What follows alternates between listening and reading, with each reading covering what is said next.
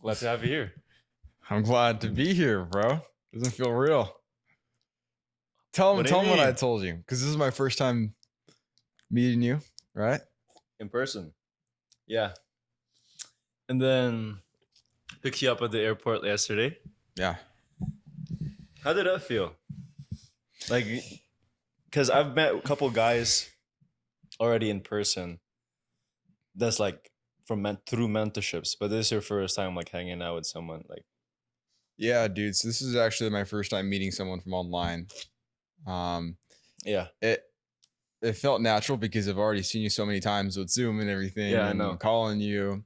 multiple times. But it's so yeah. weird to actually see you in person. I see how you walk and like your physique is just like Dude, I'm getting flattered right now. I had to get used to it, dude. Okay. But I got used to it, and now it just feels natural. Yeah, for and, sure. you know, in Zoom, you just see like a third of your body. Yeah, 90% of the time. Yeah. Actually, 100% of the time.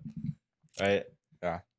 But well, welcome to the show, Adam. Well, it's been a while since I did the pod, but I'm glad to have you here, brother. I'm glad to be here. Really, know, I'm man. excited. So, oh my gosh, what's going on? let's get right into it, brother. Let's go for it. So like, how did he do it? Like getting your first 10K month, how did he feel? I know you did more, but hitting the 10, you're only 18 too. Just turned 19. Well, I just turned 19 four Just turned days ago, 19. dude. So, it feels great, bro. And it feels, what I did is I just stopped pedestalizing everything. I stopped Okay. pedestalizing money, how much to make, and hitting those type of numbers and even higher revenues as well. It's just like, okay, cool. At first, Okay. I was like, oh my God, this is crazy. But after a while, it's like, okay, this is the new norm. I got to stay in this type of vibe, stay in this type of, Yeah.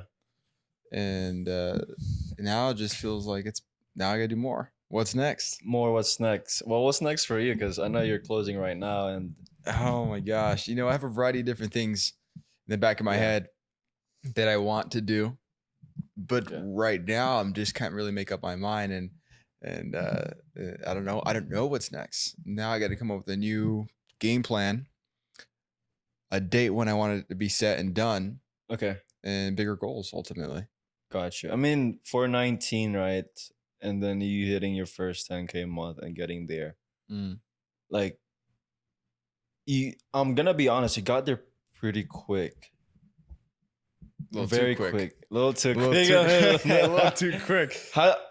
What did you do to get there? Because a lot of guys, pedalize that. And So this is like the main thing I want to share. When joining the program, and as soon as you started mentoring me, really, I just got dialed in. Mhm. I only had a certain amount of money in my bank account. I think it was I believe I had like 1,900. Okay. 1,900. Yeah. And so, man, it was just like, okay, I got to figure out how I'm gonna pay rent, got to figure out everything, and I got to get dialed in. And one of the main things you made us do is start with your vision board or self-image. Your self-image, your higher Exactly. self. Exactly. So I got into details. I want to take my family out for dinner. I want to make X amount per month. I want to work anywhere in the whole world and be here in Vegas with high-level guys. Yeah. And I made it happen. Yeah. And so now accomplishing all of that, I'm recently just like 2 weeks ago, I'm like, man, like what's next, dude? Yeah. Yeah. What's next after that? Yeah, I know what you mean. Like it's like it's constantly killing your old self, right? It's like that you create a vision board and then you realize, okay, I've accomplished this already, and you kind of start drifting slowly a little bit. And then okay, I need to create a new version of myself. Because there's always seasons, right? And you have to create the new version of yourself every single time you hit it. Right?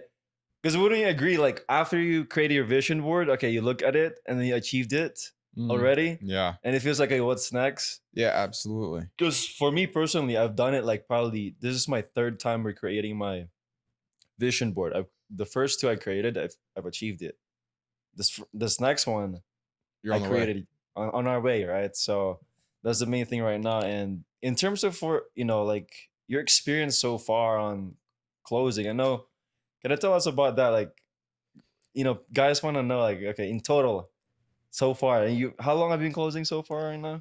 I've been closing for 4.5 months. 4.5 months. Just about, yeah. Tell us, like, how much have you closed total so far? Oh my gosh, bro. Here's the thing. I really couldn't give you guys a solid answer Yeah. because I have my head down and I'm just dialing. And whatever comes in at the end of the month, comes in at the end of the month, goes in the bank, go to the savings. What's next? So Okay. I know for a fact it's over like 150,000 cash in. The Yeah. revenue is like over, I think it's like 250,000. 250K. Yeah. That's just 4.5 months. Yeah. But look, I'm not so worried about numbers, not at all. I'm just dialing in and put my head down and just go and go and go and hit higher months. That's ultimately the goal for me right now. Keep leveling up. Exactly. What's the next month to climb? Essentially, like, when's enough though? Like, when is like, okay, this is gonna. When do you feel like is enough? Because dude, it's actually funny you asked me this because, I don't know, bro. Because I think I'm finally, and not to mention, let me share this with everyone. I'm starting to come into the realization, like, okay, I'm making myself good money, but at the end of the day, I'm making my offer a lot of money. The business owner, exactly. And my buddy Marcel he's amazing, and he's in Europe right now traveling. Listen to this. He's in Europe. He went to Rome, and now he's in Italy. I think he's going to France next.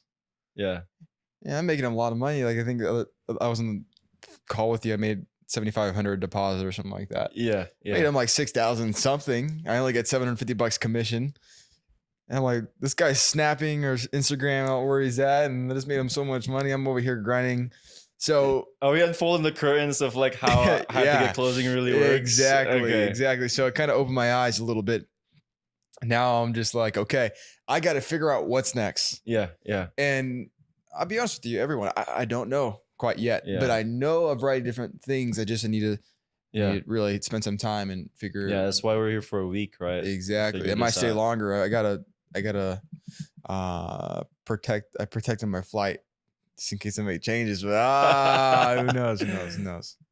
Okay, well, let me ask you this: like, what was your background like? Like, before all of these things, who was Adam? Like, how did he get here? Like, because there's a lot of guys that tries to get in this space, right? But it feels like they're struggling with certain things to get it locked in. But for you just dialed down in and everything locked in on the right. Yeah, absolutely. So like you asked like my background pretty much. Yeah. And how I got to be with you and where I'm at today. Yeah. Okay. So pretty much I graduated high school 2022 and I have some family friends that own a telemarketing company where they sell a variety of different tools to farmers, construction companies, blah, blah. Okay. So it started off just like a 2-month summer job. I was going to go to college in San Diego. Yeah. And anyways, I felt that I noticed I was actually not that bad at sales. So I decided to take a gap year. Okay. And taking that gap year, I was stuck at this telemarketing, cold calling job for about 6 or 7 months. Okay. So January, I believe. And I was fatigued. I was done. Yeah. I got good, but my energy was drained. I was clocking at 8 a.m., start cold calling all the way to 4:30. And doing that 5 days a week is just, at being 18, it kills you. Yeah. I had no energy. I was fatigued. I don't know what I wanted to do. I wasn't making the amount of money that I wanted to make. I was living paycheck to paycheck. I had to afford my rent, pay groceries, a variety of different things. And sure, I was making somewhat money, but it's not the money I knew I should be making. With the effort that you're putting in. Exactly. I'm curious, like, because we're kind of doing this, we're still taking calls, right? We're still in terms of how to get closing. Like, what's the difference that you felt like from what you were doing before and now? Well, the main thing is just like higher ticket, more money. More money. Yeah. And one of the main things is time. Yeah. Like your perception, pretty much how much money you make is your perception of how much you value your time. Yeah. And being high ticket sales and spending that 30-minute call or however long you take and getting the amount of money to invest them into a program, whatever it might be. Yeah. It's fast, changes fast. Time is going to give you more confidence on that. And so that's like one of the main things for sure. Gotcha. And I know we've been talking about this off camera a lot, but in terms of like the energy, the frequencies, and Mm, how people, portray themselves, right? And yeah. for you, you're a very confident individual, right? Mm. And the way you walk, right, as well. How did you get that? Because there's certain things that it doesn't come natural. But for you, did you subconsciously just do that, or was it practiced? I think it's both. Both. Both. Okay. I think it's a mixture of both. Like, everyone has their own story, Yeah. and I had my story. And growing up, I had to build up my own confidence through a variety of different things. Yeah. Um, and I mean, I moved out when I was a senior in high school, like halfway through my year, Okay. and that's kind of built up my confidence as well. And so, with the way I speak, the way I walk, and not only the wins too, like small wins, Yeah. you know, Yeah. hitting the gym, doing the dishes, you know, spoiling yourself, giving to others, small little Yeah. wins. It gives you like a stack of wins, and it changes the way you walk, changes the way you talk, a variety of different things, physiology, really. Yeah. Well, how do you, like, let's say someone is like literally just from ground zero, Like rock bottom. rock bottom. They're doing all things. They said they're gonna do something. They're not doing it. Yeah. Sleeping in, playing video games, Mhm. eating bad food. Like, what would you tell them? Yeah. So it's like an action taker of me, and like I'm like, stop being a little bitch. Yeah. No, because I mean, I was at that spot. Literally, as soon as Yeah. I graduated, I was at my lowest. My acne all over my face. I was working this like the job I was working, the cold calling. Yeah. I thought I was gonna go to school. I wasn't going to school. I was at my lowest, bro. Mm-hmm. I wasn't making the money I wanted to make. I was living on my own. I think the best thing to tell you is just like, dude, follow your intuition. Mm-hmm. Follow Yeah. what you feel is best for you. Okay, don't care about anybody else, what they're telling you, because ultimately the reason why people are hit rock bottom is because they're listening to other people. Yeah. Yeah. Really. And that's where I felt. I kept listening to other people. I listened to my dad. I listened to my sister. I listened to social media, and I was stretching myself, Okay. stretching myself thin. And I tried to be there for everybody Yeah. and do everything. You just got to do whatever you want to do. Mm. Yeah, pretty much. I was stretching myself thin. I was wanting to do everything. Want to listen to my dad. Want to listen to my older siblings. They all wanted different things for me, Yeah. and I wasn't living for me. And that's what led me to rock bottom. Okay. Yeah. Let me ask you this, because when you said you were in the rock bottom, right, and then you built your way up to where you're at right now. Mm-hmm. Like, a lot of guys, like, oh, they would say, oh, it's just like everybody else, like the story, like it's the typical story. Like, how's it really like, right? And, like from rock bottom to building yourself up, right? What did you have to do on a day-to-day basis? I had to get real with myself. That's it. I mean, you're at rock bottom. Cheesy as it sounds, there's nowhere else to go but up, unless you keep going. But ultimately, you got to be real with yourself, bro. Yeah. And Yeah. look at Yeah. yourself as like a self-image. What is the best version of me doing right now? What would he say to me? Well, this is the best version of So get the you. fuck up. What are you doing with your life? You're miserable. Look at yourself. You're fat. You have acne in your face. Yeah. No confidence. What are you doing? Andrew Tate. No, really. Yeah. Yeah, And dude. let me ask you this. I know both of us are very religious, right? Yes. And where does God play a part into that? God ultimately wants the best for you and me. Yeah. Okay. And I don't think it's a coincidence that I met you throughout my life and throughout my challenges at Yeah. all. And so ultimately we're here for one reason only is to get closer to God, help always get closer to God. Yeah. And of course, become the best version of yourself. Mm. Not only yourself, but for others, and of course, God. Yeah. How do you feel like your relationship is with God right now? You know what? I think throughout my journey, since graduating high school, it's gotten a lot better. Mhm. It's like I'm not saying it's like, oh my God, better, but it's been a little like a stock going Yeah. up and down, but it's closer going up and up. Because ultimately getting real with yourself is just being real with God. Yeah. Like falling, what's going on? Being real, like what are you doing that you know you shouldn't be doing? Yeah. And when I started being real with myself, I started being real with God, asking specific needle moving questions. What do I need to do? There came to a point, bro, where I was working the job I was working. I was sick of it. I was depressed. I was fatigued. Just got on my knees. I was like, dude, God, like what do I need to do? Point me in the right direction. Give me an offer. Tell me what to do. Mm-hmm. And now I'm here with you. Yeah.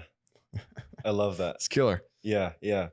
Like a lot of people can't fathom the idea of like you believing in God and putting the work in, right? Mm. And you actually putting it, because I know we were talking about it off camera too, about the one where you were just literally watching, the one that you mentioned to me.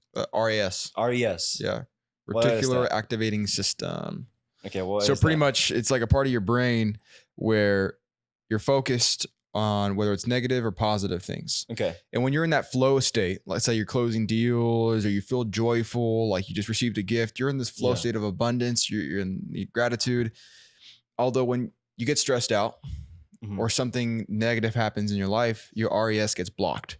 Okay. Which is pretty much that flow state of you being able to be in gratitude and abundance and realizing what you have. Mhm. Because sometimes we might be so stressed about whatever that's going on, and you don't take like 2 steps back to realize we're in this beautiful house. Mm. Like I'm being able, to travel to you through plane and have this podcast with you. Yeah. No matter what the business goes south, marketing goes south. Yeah. It's just cleaning your RAS and being like, look what I have. Putting yourself in that flow state again, moving Yeah. past the blockage. Does that What make are sense? those questions that you ask to be able to clear it out? You know, like if everything is going against you, you feel like there's so much stress, there's so much pressure, right? How are you able to even still sustain the RES clean and being still have gratitude? Absolutely. So a variety of different things ultimately, bro. Your wins, borrowing confidence from your past self, Mhm. and borrowing confidence from your future self. How do you do that? Because I always try to explain it, right? Like Yeah. the borrowing your confidence from your future self, right? Yeah. Like what does it look like to you? Like how do you do that on a day-to-day basis? Well, ultimately, it first starts with believing that you can achieve the result you're looking for. Yeah. And that ties into being real with yourself. If you're not Mhm. real with yourself and you don't believe yourself can achieve the result you're looking for, then what are you doing? You got to go to the gym. You got to go study, sales or whatever it is. You got to just find yourself first. Love yourself first before anything. Yeah. Otherwise, you might get far, but you're going to feel void. Mhm. And that void it's just going to be hard to get filled ultimately. Yeah. But borrowing confidence from your future self is just, if you don't believe you're going to get the result you're looking for, you can write down your vision board. Doesn't mean anything. Exactly. Like it just putting some time and marinating, like envisioning it and painting the picture in your mind. Exactly. Okay, this is what I want to happen, Mhm. right? Because if you just put like a bunch of pictures there and It's pointless. didn't really put your thought into it, your energy into it, right? My vision board I created, this the very new one, Yeah. right? It took me over a month and a half to finish, right? I started it when I got Yeah. back from Philippines. Yeah. And then okay, I need to create a new vision board. First few weeks back in Washington, it's just like, okay, this is what I want to happen. Who is Elijah again, right? And then eventually opened it up, started piecing it together. Still, I couldn't put any words in it Mhm. yet. So again, detaching myself into it for a few weeks again. Okay, added a few things here again. Moved here in Vegas, and I'm able to like piece it together again. Yeah. Right, and bam, okay, this is it. And then remember when we had that call, Yeah. with some of the other guys, right? That was the day it clicked. I was like, okay, this is what I need to do. Absolutely. And I saw Right. it after. I mean, the Yeah. flow state of the company, the Yeah. business, the guys, Yeah. even the guys in the Zoom calls, I think that was absolutely huge as well. Mhm. Their energy is up. Their eyes are a lot more lit up. Yeah. Their Yeah. pupils are bigger. Yeah. Isn't crazy? The thing is, so the book I've read, it's called Extreme Ownership by Jocko Willink.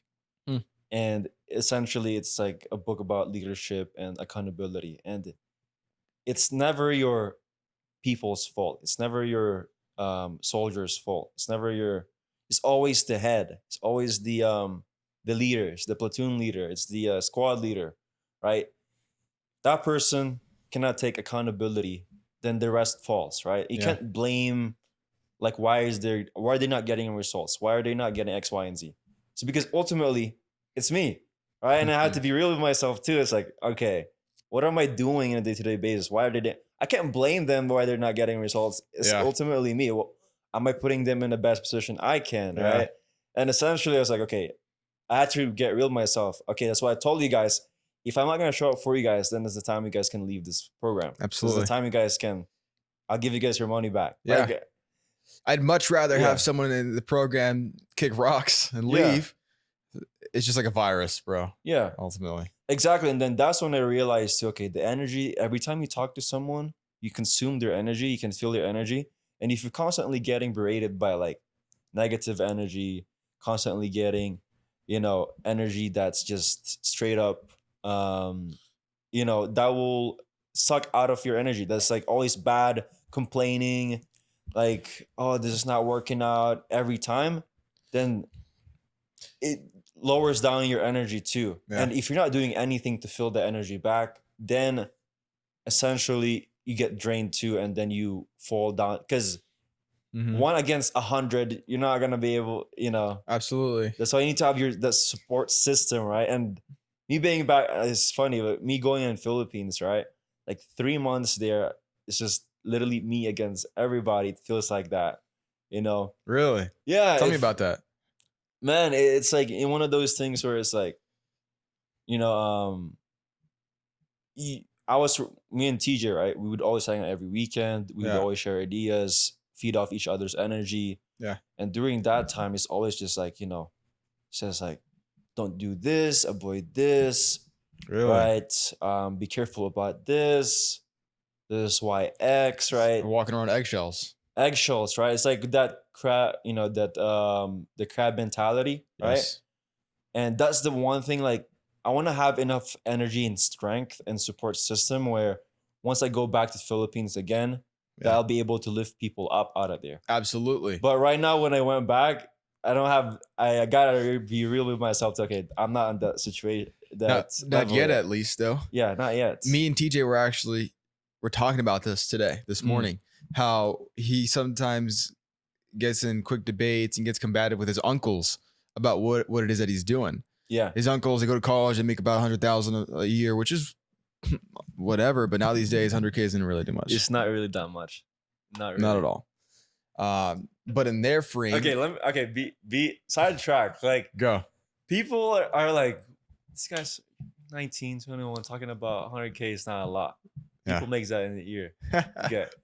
How did you get to that mind level? That rich laugh. No, I'm just playing. No, I'm just playing. No, it's actually funny because yesterday we were at Hell's Kitchen. Just the way we present ourselves, right? Okay, so look, backstory on this for everybody. Okay. We set a reservation for Gordon Ramsay. Is that his name? Gordon Ramsay's steak. One of his steakhouses here in Las Vegas. I guess he has a variety of different ones. There's like 4 or 5 we didn't know. Exactly. Okay. So, and we booked one that was not on the Las Vegas Strip. It wasn't. There's one main one on the Las Vegas Strip. It's like Hell's Kitchen. Hell's Kitchen. Okay. Yeah. Supposedly, reservations are 2 months in advance. 2 months in advance. And we went to that one thinking that was the one that we booked. Yeah. And we walked in, they're like, TJ, you're not on our list, right? Yeah. It's like, no, we're on the list. So confident. Just all of us, the way we present ourselves, like, what do you mean? Like, come on, we're here to have some dinner. We made it on time. We're running 15 minutes late. And 15 minutes was the max. Yeah, yeah. And they're like, sorry, like, nope, you did it the wrong one. And then what happened? Like the rest, who came? The manager? So the general manager of the entire restaurant came in. It's like, I just canceled the reservation. We got you guys. Yeah, but one thing I noticed about this, I forgot his name. I forgot. God bless his soul. Yeah.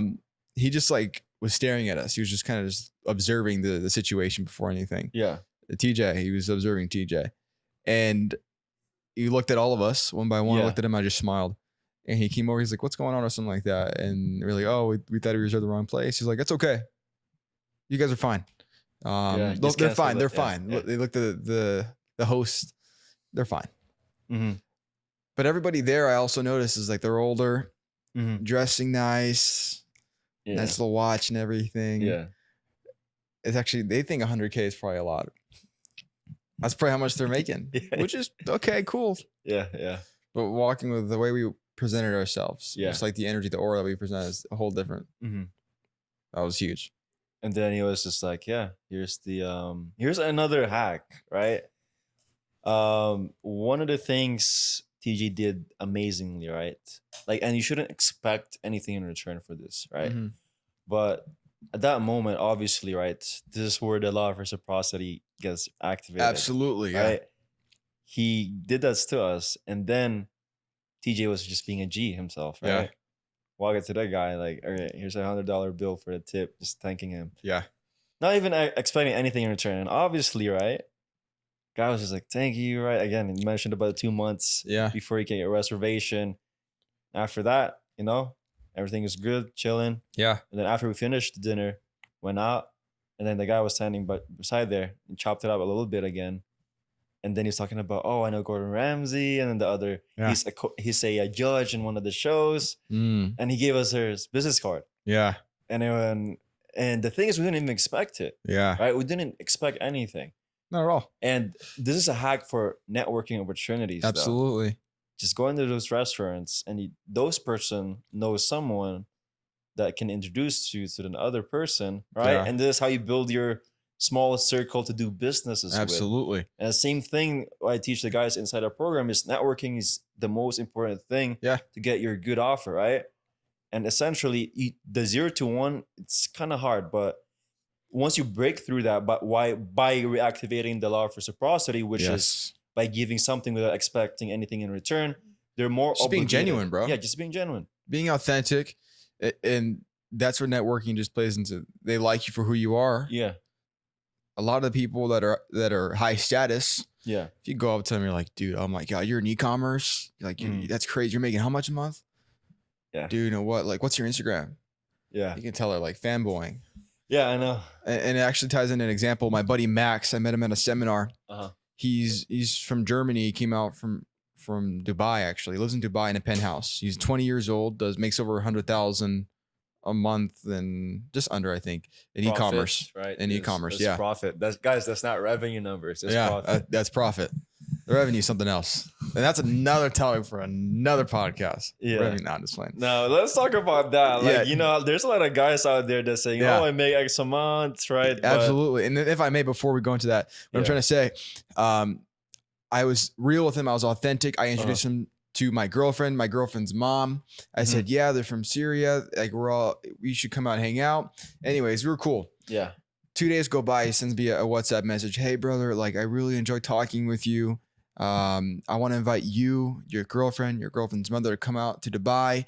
Maybe we can go skydiving. We can go like hang out. He was real. But because I was real with him, he was real back. And I feel a lot of people that are high status, they don't get a lot of real authentic people. 1000%, right? The thing is, I think the biggest mistake people do with networking is they try to puff their chest out. Exactly. Right? It's just, but like that other person you're trying to impress, they don't really give a shit about your numbers. No, not at all. All they need is like genuinely like, okay, how are you doing? All those things, right? And people make that mistake that they think that they need to puff their chest out, talk about numbers. Not really. It's just having a human conversation. Yeah. And what I realize is 99% of people are actually terrible at communication. Yeah. And you like you start taking sales calls. People are horrible at it.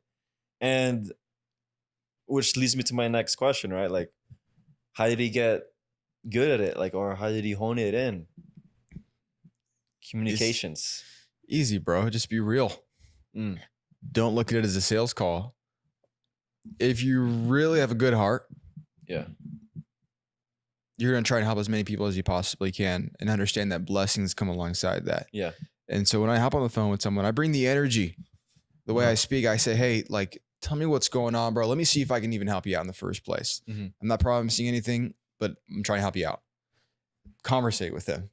Forget about sales.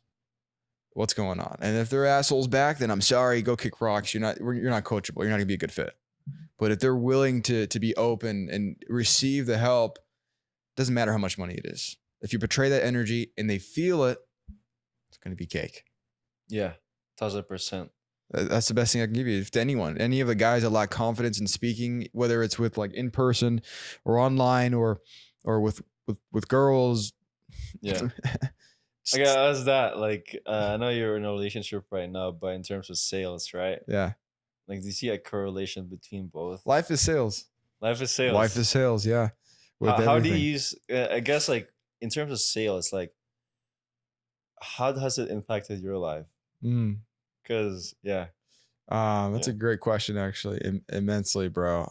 The way I speak with, in public, like I meet high level guys. I'm like, hey, how's it going? Good, good. And like, what the hell? Like something about this 18-year-old kid, like confidence ultimately builds up your confidence, your physiology, how you stand up, how you speak. Yeah, it builds up all of that. I love that. Is there anything still you're working on right now? Yeah. Okay. Absolutely. I think relaxing sometimes too. Yeah. I think sometimes I'm too tense. Like right now I'm relaxed. You're relaxed I'm loose. right now. But sometimes, I say stop pedestalizing people, but when you actually meet someone that's high level in person, you can kind of get tense. Yeah. But it's kind of like I gotta stop pedestalizing everything, like even high level people, even like cars and stuff like that. What when you say pedalizing people, like what do you mean? Like, Well, when you pedestalize it, it's pretty much subconsciously you telling yourself that, man, that's something that's high level you can't get. Yeah. And what are so examples that you feel like you pedalized and okay, this is cars. Okay. Cars, relationships with high level people, it's already shattered. But that was a problem with me at one point. That's what I'm saying. Sales helped me with that. But materialistic things ultimately. And I'm kind of working with that now. Yeah. It's a lot better. Shattering, the more money you make, it's like, okay. Do you have any framework on how you're currently like shattering your beliefs or? You know what? I mean, I haven't bought an expensive car just yet. Soon. Yeah, we're gonna make that happen. We're gonna make that happen. Yeah. We're all gonna make that happen. Yeah. But a variety of different things. I mean, I just bought this phone and I love it. It's new. It's new. But I was like, hey, my old phone, like I need a new one. Like this one's okay, I'll just go. Done. It's just a phone, whatever. Now I need to get a new laptop. So I'm gonna get a new laptop probably sometime this week. We gotta do it. Yeah, I'll go with you. Yeah, we gotta do it this But week. I'm saying like it's a variety. Like I'm done. Like my pattern of money is just gone. Like it's pattern of money. What do you mean?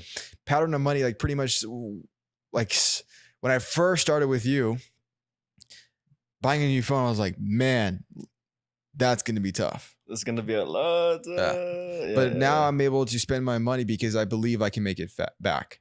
Yeah. I have confidence in myself and the result. Yeah. That's what I mean. Yeah. I love that. Have you ever heard about saying? I don't know if you guys have that same saying in Mexico, but in Philippines there's this saying about. I'm just gonna translate it from Tagalog to English, but it's like, money don't grow on trees, right? Oh yeah.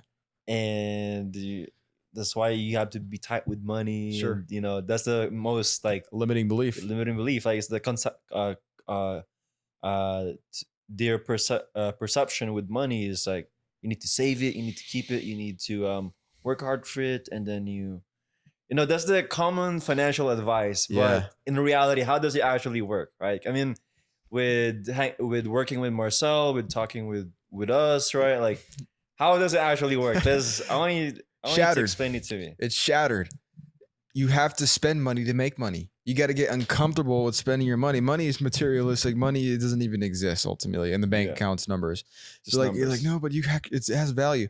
To some people say money gives you freedom. Or money makes you happy. Money doesn't make you happy. It just gives you freedom. Yeah. And ultimately that's where happiness comes in. Like you can find happiness with our families and like the Philippines and Mexico. They don't have nothing, but they're happier than a good percentage of people here in the States. Yeah. Because they value love, they're happy with their time, but that idea is completely shattered. I proved to myself multiple times I can make a lot more money, a variety of different things. Yeah, and honing that skill of sales, you can go anywhere, anytime, any offer, and you can make more money. So that's like one of those saying, "Oh, money don't grow in trees." It actually does. If you have the right If skill, you have the right skill, money will grow on trees for you it will grow on trees anywhere. anywhere, anytime, any Yeah. place. Isn't that crazy? Like once you Yeah. have the skill that you need to acquire the money, you're in the right vehicle. Yeah. It just grows. Absolutely. Right. Especially being with the right people too. That is true. And I'm curious, like, do you have any plans? Like, what's your plans right now in terms of, I know you're making money right now, but in terms of relationship or doing something, like, is there anything else that you wanna work on or like Absolutely. I want to be achieve? able to, I don't know what it is quite yet, but I want to be my own boss. At the end of the day, I'm making Marcel, the owner of my offer.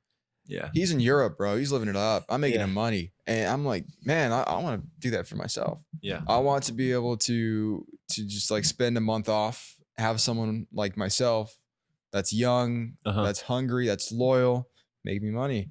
Yeah. If he can do it, why not me? Exactly. But right now it's grind season, bro. I'm learning a lot and I'm Mhm. happy. I'm not complaining at all. I'm very, very grateful. Mhm. But the next thing for me is just transitioning to something dynamic where I can enjoy myself. Enjoy yourself. And I'm gonna go backtrack a little bit, but Sure. when we talk about money, right, and how it doesn't really buy happiness, but it's a tool. It's just simply a tool, right? Mhm. And a lot of people have this misconception: money's root of all evil. What do you say about that? Oh yeah. I mean, it's just again another limiting belief. It's just something people say that grew up in a poor family Yeah. as an excuse to make them feel better about them not making enough money. Is Mhm. my belief because I grew up not with the limiting beliefs like money. I remember one time actually in elementary school, our teacher asked us like, "Who wants to make a lot of money?" Yeah. Everybody in the class raised their hand, but I didn't because of the way I was programmed and raised.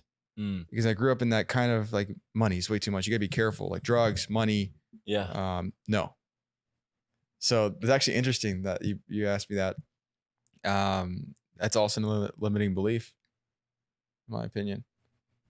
About money, Yeah. right? And I realized that now recently, actually. I'm gonna be honest, because like just being real here, like once you start making good amount of money, your expenses covered, your food is covered, right? You're able to save up. You don't need to worry about the bills. You can go out whenever you want. And eventually, you're just left with your own problems, Mm. and you realize that Yeah, you can't solve that with money, absolutely. and just gets in your mind like, damn. You want to hear the craziest thing? What? So my package that I sell for the company, Yeah. my company, it's 15,000. Yeah. And I talk with very, very successful people, Mhm. people making millions per year. Some guy that was making $1 billion a year too as well. Yeah. Right, different people. Program's 15K. Sure, they can pay for it, no problem. Yeah. The saddest thing is they have the money, and they're still not where they want to be They're not mentally. happy. They're not happy emotionally. They might have trauma. Someone probably might have left them. Mhm. And having the money and having everything that you can possibly think of, but still seeking out for help, those are the people that need it more. Does that make sense? And so pretty much people like, oh my God, this guy makes so much money. I'm going to ask him for 15,000. I'm nervous. Mhm. I don't even have 15,000 in my bank account. When I first started, I was like, kind of scary for me. But the fact they're looking for help in the first place and they have all the money that they have and they're still looking for help, if anything, they need it the most. Yeah. Exactly. Kind of right? an eye opener that not a lot of people talk about. Yeah. Yeah. How is that, right? Like pitching 15K and just casually, let's say 18-year-old kid, like, yeah, it's 15K program. Hop in. It's confidence. Yeah. Even if the confidence isn't fully there, you got to put yourself in a state of trance almost. Mhm. Put yourself in a state that the best version of myself. Borrowing the confidence from the the future best. self. If you don't see it, write it down. Spend a month like you did. Exactly. Envision it. Become it. Yeah. And when you hop on the sales call and the phone dials and they pick up, merge with that person. I love that. You merge with that person, the energy is going to go Yeah. both ways. 1,000%, right? Yeah. It's like right now, like I feel your energy, bro. Like it's Yeah. really good. You know, it's like It's just dialed in. It's focused, yeah. and that's when I first started. When I had a crossroads when I had to make the decision to hop on Marcel's offer. Mhm. You would think I'd be so scared to hop on my first call, right? You would Yeah, think I'd be yeah. like shitting myself, but no. I put myself in a state of trance. I merged with the best version of Mhm. myself. Asked for God's help, of course, as well. I think Yeah. that's what helped as well. And merging, I felt peace. What would Adam feel? He'd feel peace, Mhm. gratitude. Mhm. Merge with that person, the other person on the other side of the phone is gonna feel it. Yeah, I love that. Yeah. Yeah. Let's travel back time a couple months I don't ago. want to. I don't want to. You don't want to, No, but go for it. the crossroads. I know we talked about this in our last Mhm. interview, but this time it's just a podcast. I want to see it from your perspective because I remember reading. There's not that much guys in the program at that time, right? Yeah, Very few. Like just I think like 15 around there, 15, 20. probably. Yeah, around there. So I always look through the messages, right? Yeah. And you know, Matt and Homero was like, they hit me up. They're like, yo, Elijah, you should hop on a call with Adam, right? Or I think Homero tried to hop on a call with you, but the time was just not there. And Oh yeah, it was Matt, Homero. Yeah. yeah. And eventually I was like, cool, Adam, let's hop on a quick huddle or phone call. Yeah. Right. And then that was my perspective. Like I was just like, okay, this guy's I'm gonna tell you what I felt that time, but I want to hear from your perspective on Sure. like the phone call that we had. Yeah. So I'll tell you my perspective. Yeah. I was scared. That was the first crossroad of like making the jump from quitting my job and going to the offer, right? Yeah. Yeah. I was scared. I was really, really scared, bro, because at that time I didn't have the confidence in myself and I didn't see my vision clearly. I didn't believe in myself that I can actually make that happen. Yeah. And I had to get real deep and I had to dig down like, Adam, what's going on? Yeah. And I think having that phone call with you is what really made it clear and gave me, it just made sense ultimately. Yeah. It really made sense and it was clear. And I was like, okay, you got to brace yourself, put your seatbelt on and get ready, dude. Let's go. Let's go. I needed that call. If I didn't have that call, is it rain? Dang, it's raining outside. It is raining outside. Wow. Yeah. If I didn't get that call, I would have probably still been where I'm at, where I was.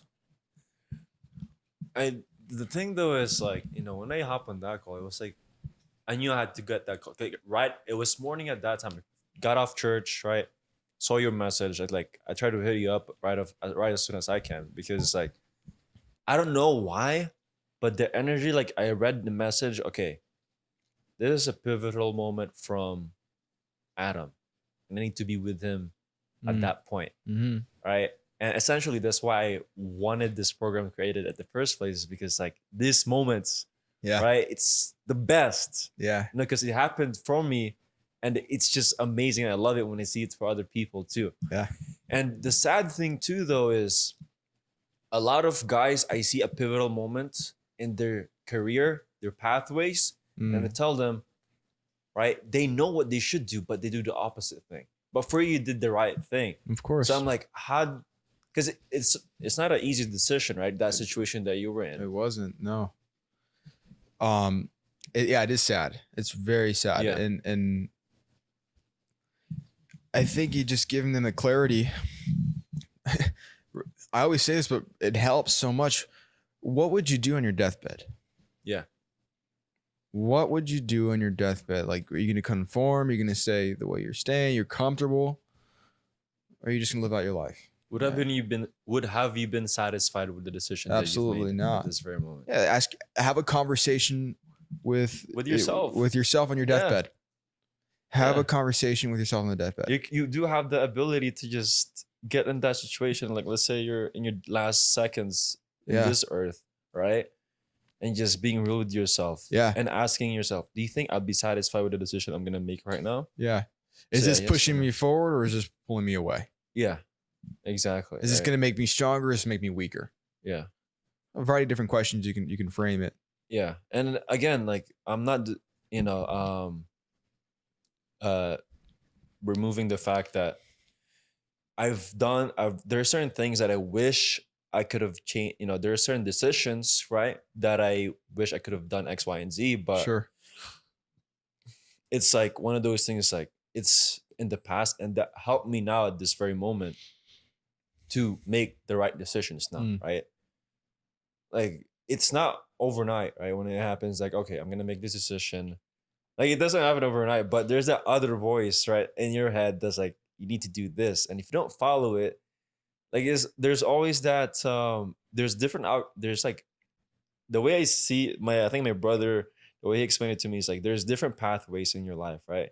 And every decision is already made, but it's up to you which path you're gonna walk to. Yeah. Right. It's like a wire. Like it's like roads. Like there's always multiple roads, right?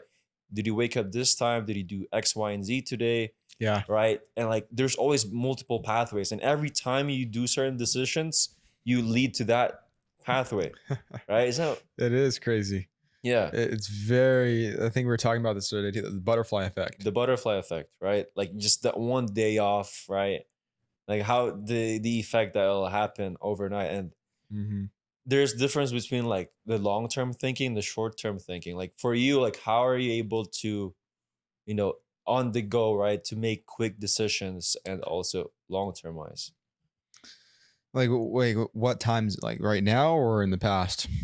Yeah, yeah. Like let's say this very moment, how do you make those decisions now? It's simple, bro. Just two things. What would the best version of Adam do? What would Adam on his deathbed do? Okay. Is this pulling me away or is this pushing me forward? Mhm. Three things. That's it. And what do you feel? What is your intuition telling you? Yeah. Are you more of a logical person or emotional? Emotional. Emotional. I wouldn't be here where I am today if I was logical. Really? Why is that? Well, It's interesting. it's so simple because first off, I wouldn't have joined the program if I was logical. Really? Yeah. And I wouldn't have. Yeah. That was probably the main thing. I wouldn't even be here in the program. I wouldn't even gone to the program in the first place. Yeah. But if I was logical, I probably wouldn't even be here in the first place. You wouldn't be here. We wouldn't be making this pod right now. Exactly. You have to be. That's interesting. You know how like a lot of people say, they probably get this objection in your calls too. Like, What objection? I'm going to let me just go think about this. Send me over the information. So I want to make sure I make the best decision possible, right? And just being logical, right? Sure. So what do I say? What do you say to that? There's actually two things people say. Someone will be like, yeah, that's totally cool. You want to go think about it? Not a problem. Yeah. But when you do go and think about it, it's not my style. Yeah. You know my style. Yeah. My style is, okay, no, it's not that you have to go think about it, Elijah. It's just a part of you that just doesn't believe in the result you're looking for. You don't have confidence in yourself that you can actually see and achieve the result you're looking for, which is exactly why you got to do it. Like, you're just stupid. Like, well, what the hell? I didn't fall into your frame. Yeah. I wasn't looking the direction you look over there. Yeah. I'm not looking. I'm not like this. Yeah. I'm telling you, I'm grabbing your head and I'm going like this. Go that way. Yeah. You're pointing in like the stop. direction. Like, bro, as a coach, that's what you're doing. I'm a coach. I'm a friend. I'm being real. Dude, be honest with yourself. Time isn't going to give you more confidence. If anything, it's going to make it worse. Mm-hmm. How long have you been thinking about this? Oh my God. X amount. Dude, what are you doing with your life? Mm-hmm. You know what you got to do. Whatever you do today is going to change my life. Shout out to Figueroa. Yeah. Really? Yeah. You got to be real. You have to have confidence in yourself that you're able to achieve the result for yourself and for the person you're speaking to. Mm-hmm. That was a game changer for me. Not a lot of people have that style. I love that. Yeah. That's really good. Yeah. It's essentially just like, you know, directly attacking the problem. They already know why they're feeling that way, right? Yeah. They're on the phone for a reason. Yeah. They're not going to sell me or you on why they don't want to do this. Yeah. Is selling is fun. The funniest thing about sales is like, you're not really selling the person though. Yeah. You're like you're making them make the best decision for them, right? Absolutely.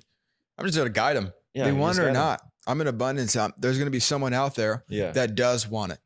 Yeah. Yeah. What's the wrong frame to do that? Like, what's the wrong way to think about sales? That's a good question. Greed, money. They'll feel it.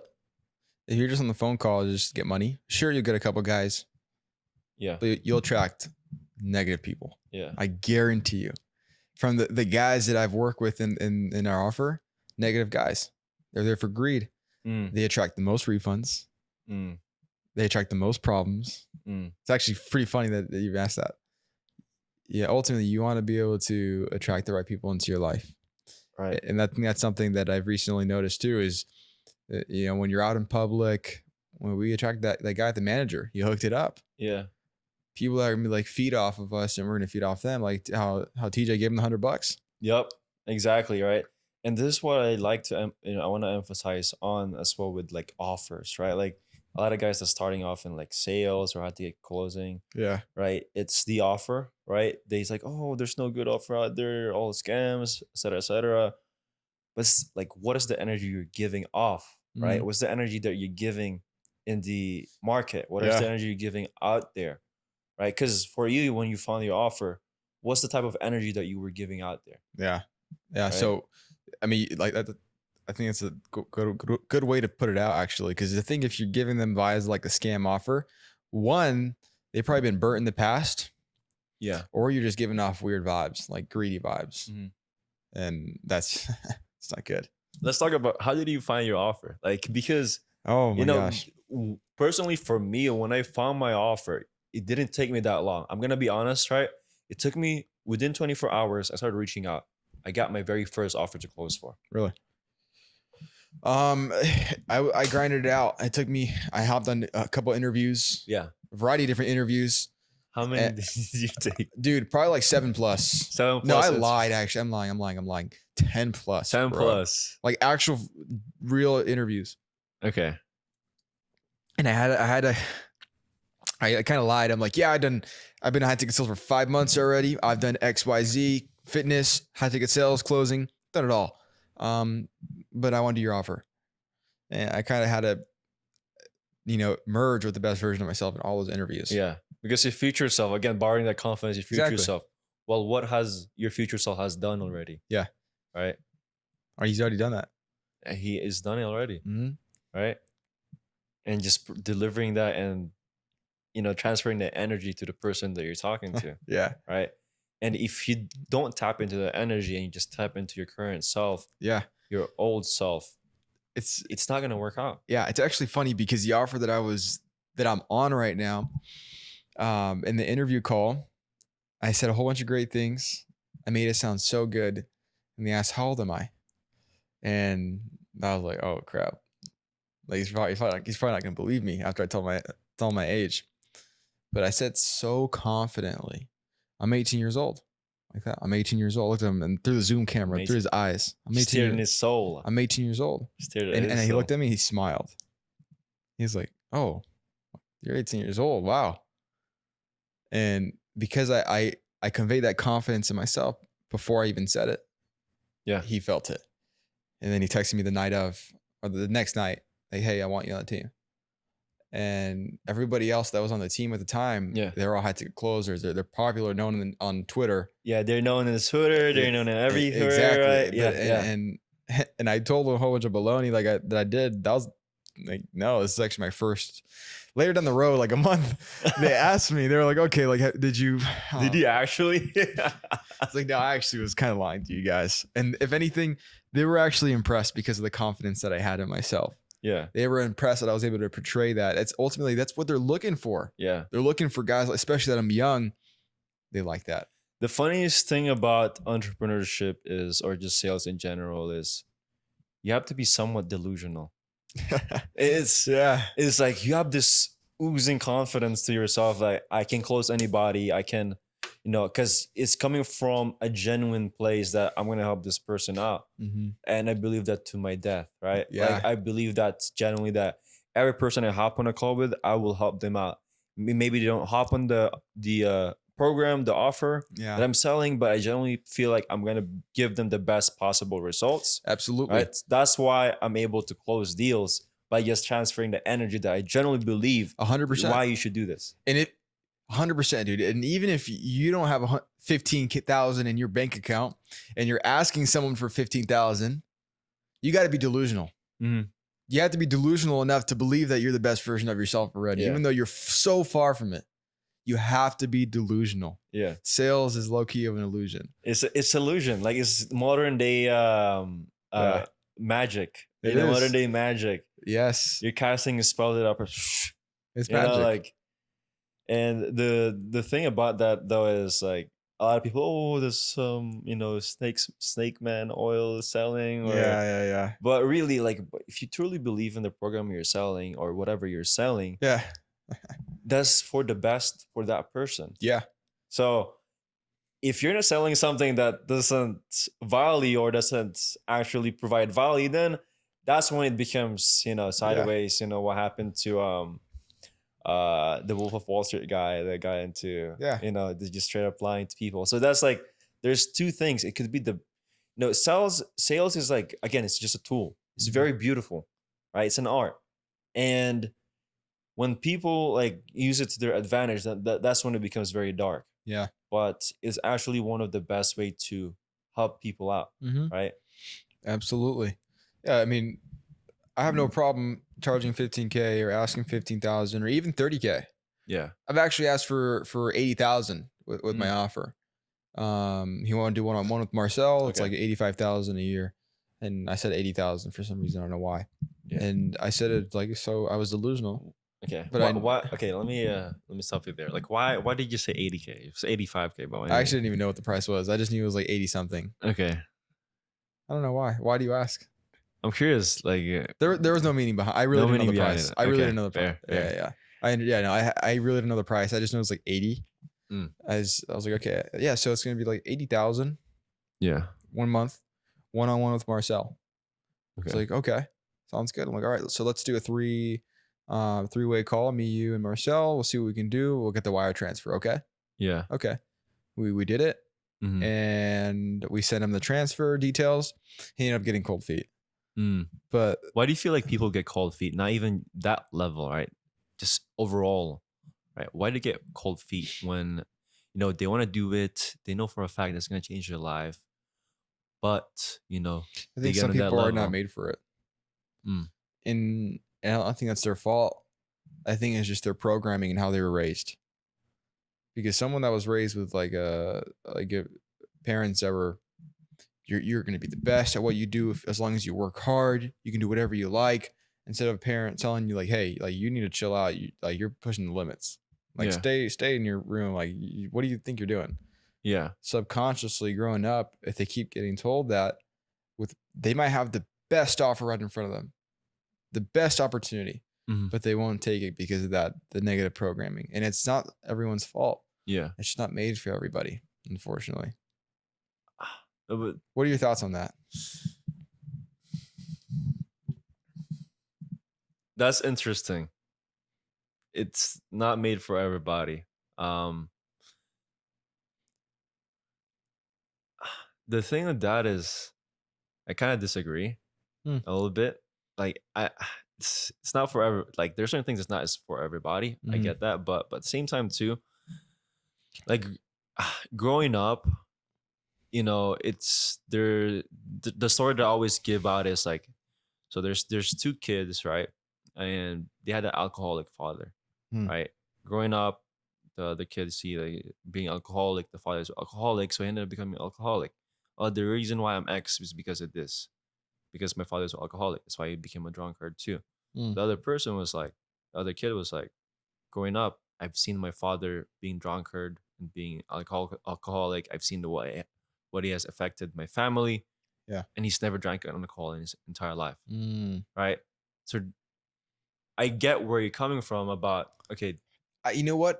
I understand where you're coming from now too. And now I'm wondering, right? Because not everybody comes from a good family. No. Right.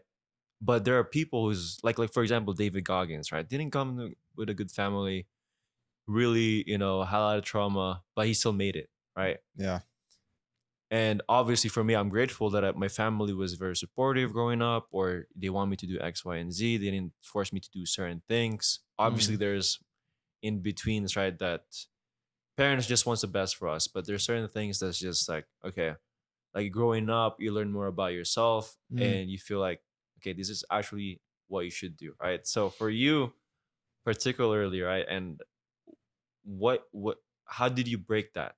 Because or do you just feel like, okay, this is I think everyone has their own time, bro. yeah, Um, Really, I think everyone has their own time. Maybe the opportunity right in front of them, they might. I don't know, honestly, dude.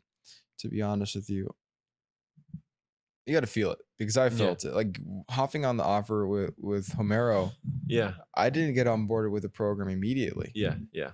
Not at all. Mm-hmm.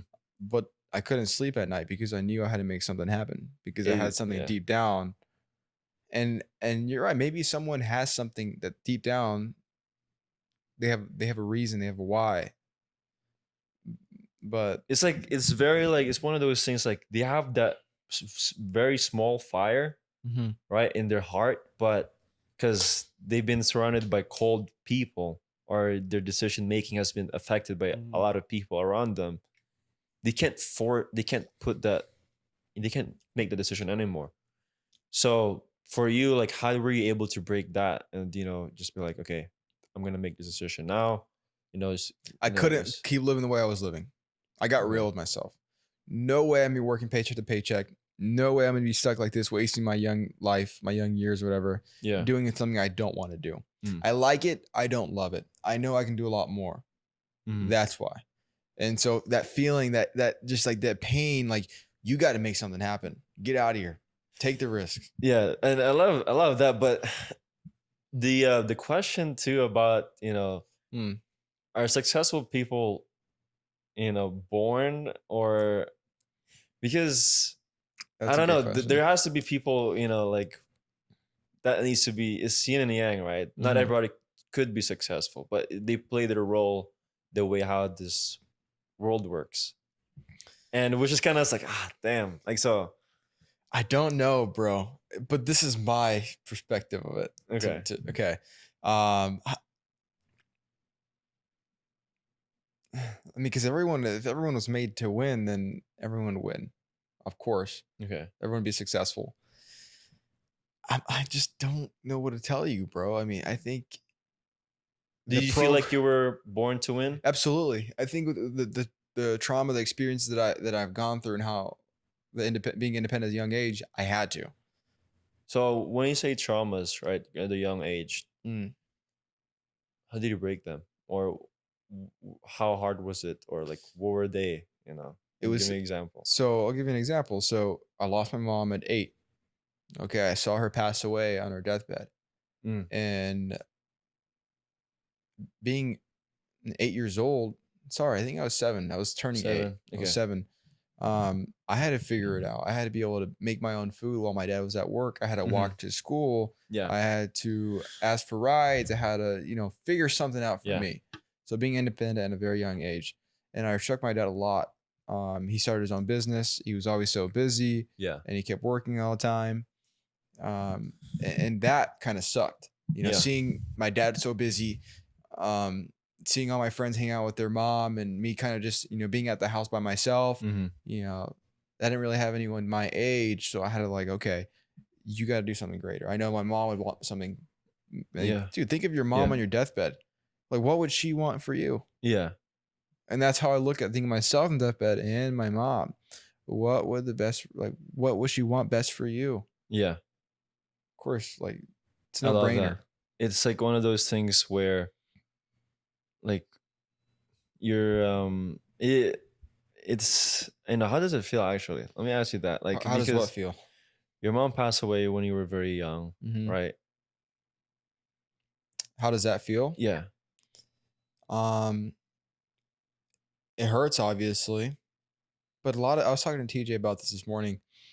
a lot of people were victimized themselves and beat them Yeah, down. exactly. Because it could have gone both It could ways, have gone right? Like, both oh, ways. my mom died, is why I'm this way. Yeah. But now, And that's why like I'm a little hurt, like I'm a little puppy. It's yeah, like give me yeah, love. No, no. For me, it was just like okay, like it might have just been who I am, like how I present myself. I don't know because there's two ways to go about it, but the way I went about it, I was like, okay, I'm gonna use this as fuel, and everybody has their own story. mhm, Everyone has their unique reason, their own fuel. They just got to find it deep down. I don't know what it is, but that was my fuel. And so that was my fuel of like, okay, like you need to take charge of your life. You need to take action yourself. And I respect my dad and my siblings and everything, but they can only do so much. yeah, And I think that what created my being independent and having to leave so early and make something happen for myself. But ultimately just it drove me. mm, Everyone has something, they just got to find it throughout their life.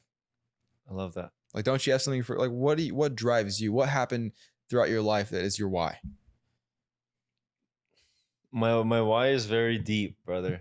You know, Mm. this is the reason why I even do these things. Like, I earlier on in my childhood, the funniest thing is I feel like our why is in our childhood. It just Yeah. exploring like what you were like when you were a kid, right? And my why for me and why I'm even doing this is, you know, for that younger self, right? For the my family, right? Because I felt like growing up, you know, I was a I forgot what it's called, but I was born 6 months and 3 weeks, right? Mm, And really? yeah, yeah, and then I had to stay at the hospital for a couple weeks, right? And 6 months and 3 weeks? yeah, and then it was like my left lung was smaller and everything, and like my asthma, I was born with asthma. I was like every nurse knew me, and then there was a story about my mom that she would always tell me now Mm-hmm. about when I was younger, when I was a baby. She's gone through like over 15 doctors, and there were, I don't know if it's 15 or less than that, but she was like, you know, a lot of doctors rejected you to get cured because they don't know how to cure you, like Mm. your asthma, They kind of and gave up on you. she didn't give up, and you know, and that's why I was asking, like, how does it feel losing your mom? Because for me, that's a biggest fear of me not being able to give back Mm. to my parents, and um, you know, that's one of my biggest whys. Like my mom, you know, finally found that one doctor to be able to make my at least my heart level Stable enough. stable and everything, and Sure.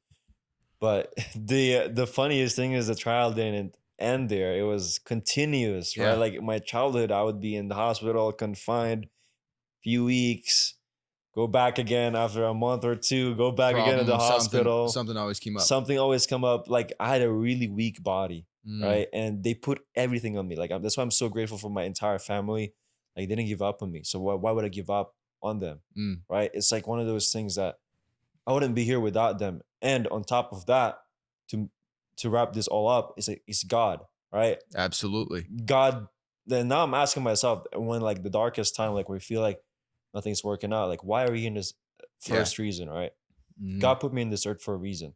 So maybe it's like giving someone an example or whatever, but I felt like there was a reason why I was put in this earth, and I cannot, you know, just waste it. You know, Yeah. it's like I could have been dead. You know, I could have been not here, but God helped me get through Bro. that. My God put my mom to a situation to find that doctor, Absolutely. right? You know, and just being in America, God put me in a situation, my family, to be here. And now my main purpose of my entire life, or my why, is like, what does God want me to do? That's always my moving anchor on every action I take. What does God want me to do? And Mm. obviously, I'm not the best at it sometimes, right? I'm not the perfect. We I'm not a slip up. saint, right? We slip up every now and then. We'll slip out here and there, Yeah. you know. But that's one of the reasons why I even do these things. Is like I always constantly ask. That's my anchor. Like, what That's does God want me that's to do? huge, bro. Absolutely huge. I was telling TJ this morning, health, bro. And we got very emotional about it too. Mhm. We're so like lucky to have our health. 1,000%. Being able to speak and Yeah. exercise and really do what we love to do. Go for a walk in the strip, little details. Yeah. and just be alive. Well, Mm. really. And my buddy, God bless him, he recently just got diagnosed with cancer. He had his first chemo like 2 weeks ago. Yeah. He's 18, bro. Yeah. The thing, the people getting, cancer and everything, like it just puts a perspective on our Being thankful. being thankful. Like, bro, you just clicking a couple buttons in this your keyboard, Yeah. right? Talking to a person, hopping on a call, just talking to them. If put in a perspective, we got it so easy compared to the people who's fighting for little life, right? Absolutely. I think that should be the main why for everybody. That's literally it. That's my why. It's just like, bro, God put you here in a reason, and are you really gonna waste it? Yeah. There's a statistic about how there's only like one in a trillion or something like that to even be born or something like that, Yeah, right? yeah, It's yeah. just like that puts it in a perspective, right? Why spend your time being sad? Why spend your time being depressed, right? Yeah, you're alive. You know what I mean? You're able to talk. And that was actually now that you're pointing it out, that's one of the main things for me, dude. Yeah, You're healthy. We're alive. I'm able to travel on a plane and come here and visit you yeah, and do. We could have gone skydiving, but no one wanted to go skydiving. But we can do stuff like that if we wanted to, really. yeah, yeah, And I'm thankful. I'm very, very grateful for that. And that's one of the main things. Like, yeah, we're gonna lose people throughout our lives. yeah, We absolutely are. There's no doubt about it. That's one thing that's promised on this earth. You know that just as well as I do. Like, losing my mother, okay, and you yeah. potentially losing your life in the first place Yeah, with everything that you've gone through, and our health is the main thing. And if you don't have a why, and you grew up quite wealthy and everything was taken care of, and it's kind of complicated because there's some guys in the program that grew up quite well. I'm like, yeah, okay, bro, we need to take you in a place where there's other guys your age that their health is struggling financially. yeah. The Putting way it in that perspective, right? exactly. You could have been born in Middle East, and there's wars going on constantly, right? You're here in America. Mhm. Imagine that. Why are you not being fit? Why are you not making more money? Like, why Yeah. are you not thanking It's God, easy. serving God? It's easy, right? And it's the main thing. It all comes down to God, like thanking God for why we're here today Yeah, and what we're doing, why we do it in the first place. yeah. This is why, like, sometimes it baffles me, like this fact. I can't talk to atheists, bro. Like, do you really walk your day-to-day basis not believing in a No. higher power? You don't believe that all these things are just like incidents that it just happened because it happened. This make no sense. Like, so everything just aligned together, just it happened Yeah. for no reason. That makes zero sense for me. That's why I don't know. Like, I just can't. I have little to no patience. I actually have my buddy. He told me he was atheist, Yeah, and I just smiled at him, and he's like, "Why are you smiling?" I'm like, "Oh, it's just he just don't worry, bro. Like, yeah, give it time. I'm not. I told him I'm not gonna sit here and try and convince you." yeah, And me telling him that kind of gave him a sense of power. Like, what the hell? Like, why isn't he not going to try and convince me? I think he's so used to people trying to convince him. yeah, Dude, don't worry. Like, once you'll have an experience, yeah. you'll have your choice, and you'll Exactly. realize. The Homero always tells this, but once you're once you're out of nowhere, you're left in the cold sea, like in the ocean, water, very dark, right? You're gonna start believing in God. Please help me in this situation. Someone. Worst case scenario, every time when people are put in the situation, oh God, please, if you're real, please help me. Right? Like, who do they call to? Yeah. So that's the thing too. Like, how do you live? I think that's my purpose. That's literally just my purpose. Just serving God and do the best way if I can. And And I think that's great because if you didn't have that mindset, you wouldn't have helped me. I wouldn't have. It wouldn't have been possible where we're at right now. And But if he can do it for me, why can't he do it for you? exactly. Boom. Yeah. It's one of the main things, really. Yeah. I like people are like, don't pedestalize me, bro. I'm nothing special. Yeah.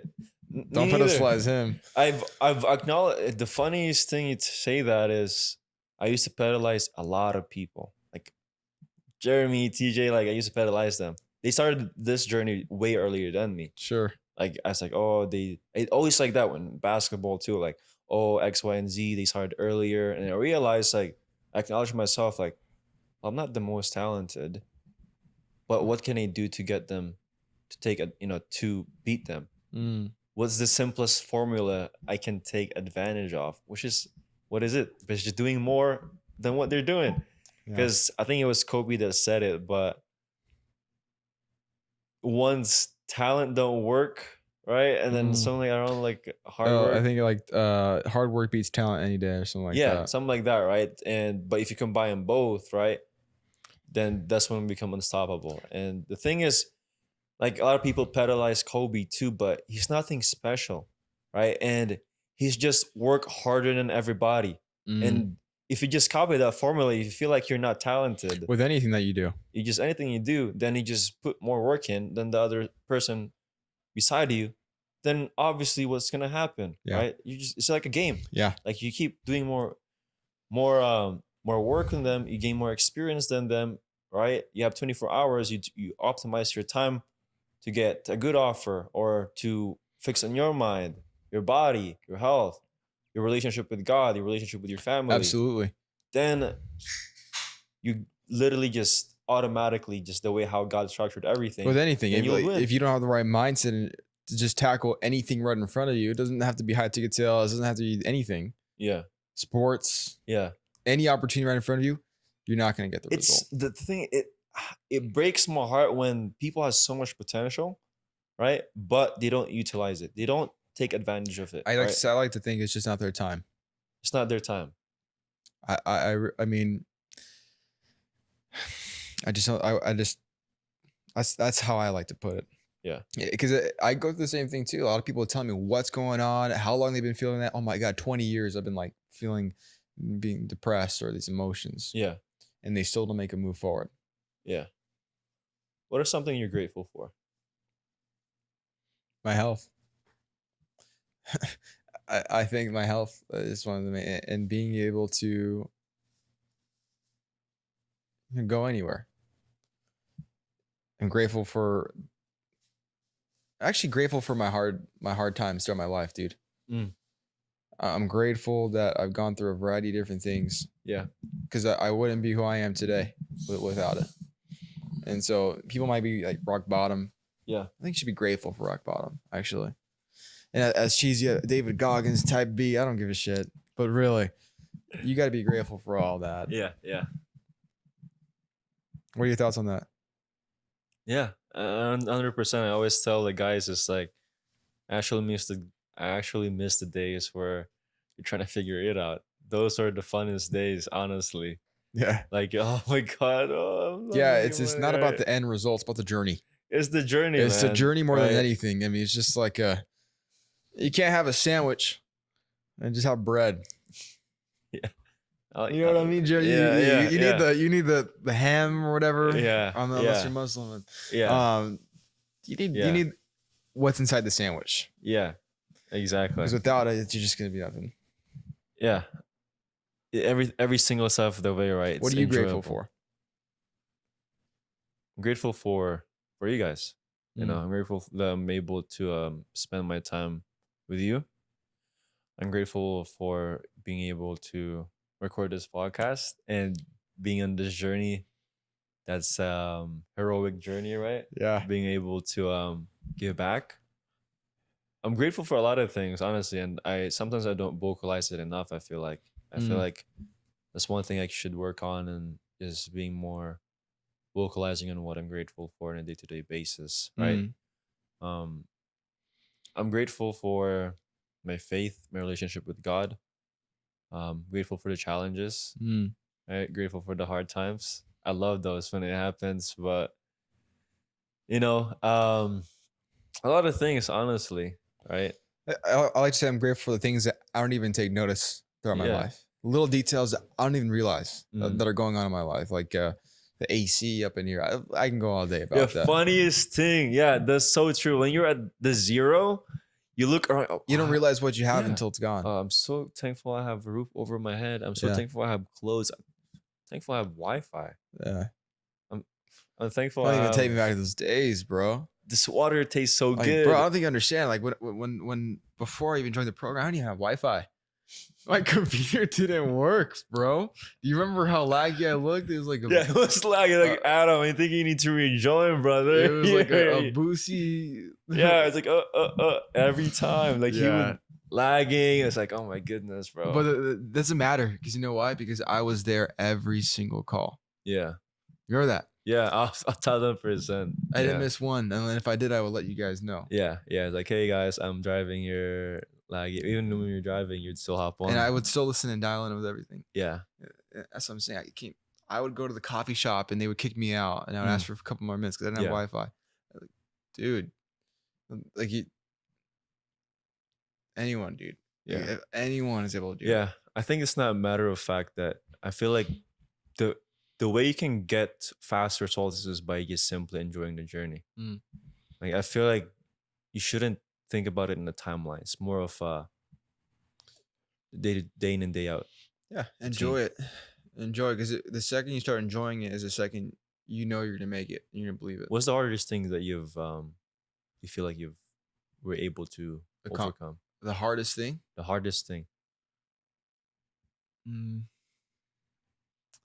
the biggest struggle. I think the biggest struggle was moving out of high school, moving out of my house in high school. Because a variety of different reasons. Mm. But I had to. I didn't have a job, bro. I had to sell some stuff. Sell like offer up and all these different ones. I had to figure it out to come up, and then I had the job as well.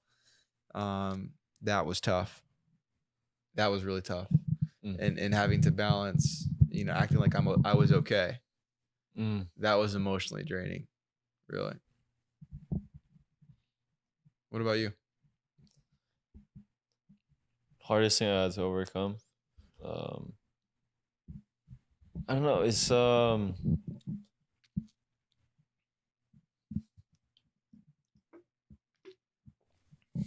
I'd say like hardest thing I had to overcome, biggest struggle would probably like breaking certain beliefs that I had with a lot of things and acknowledging the fact that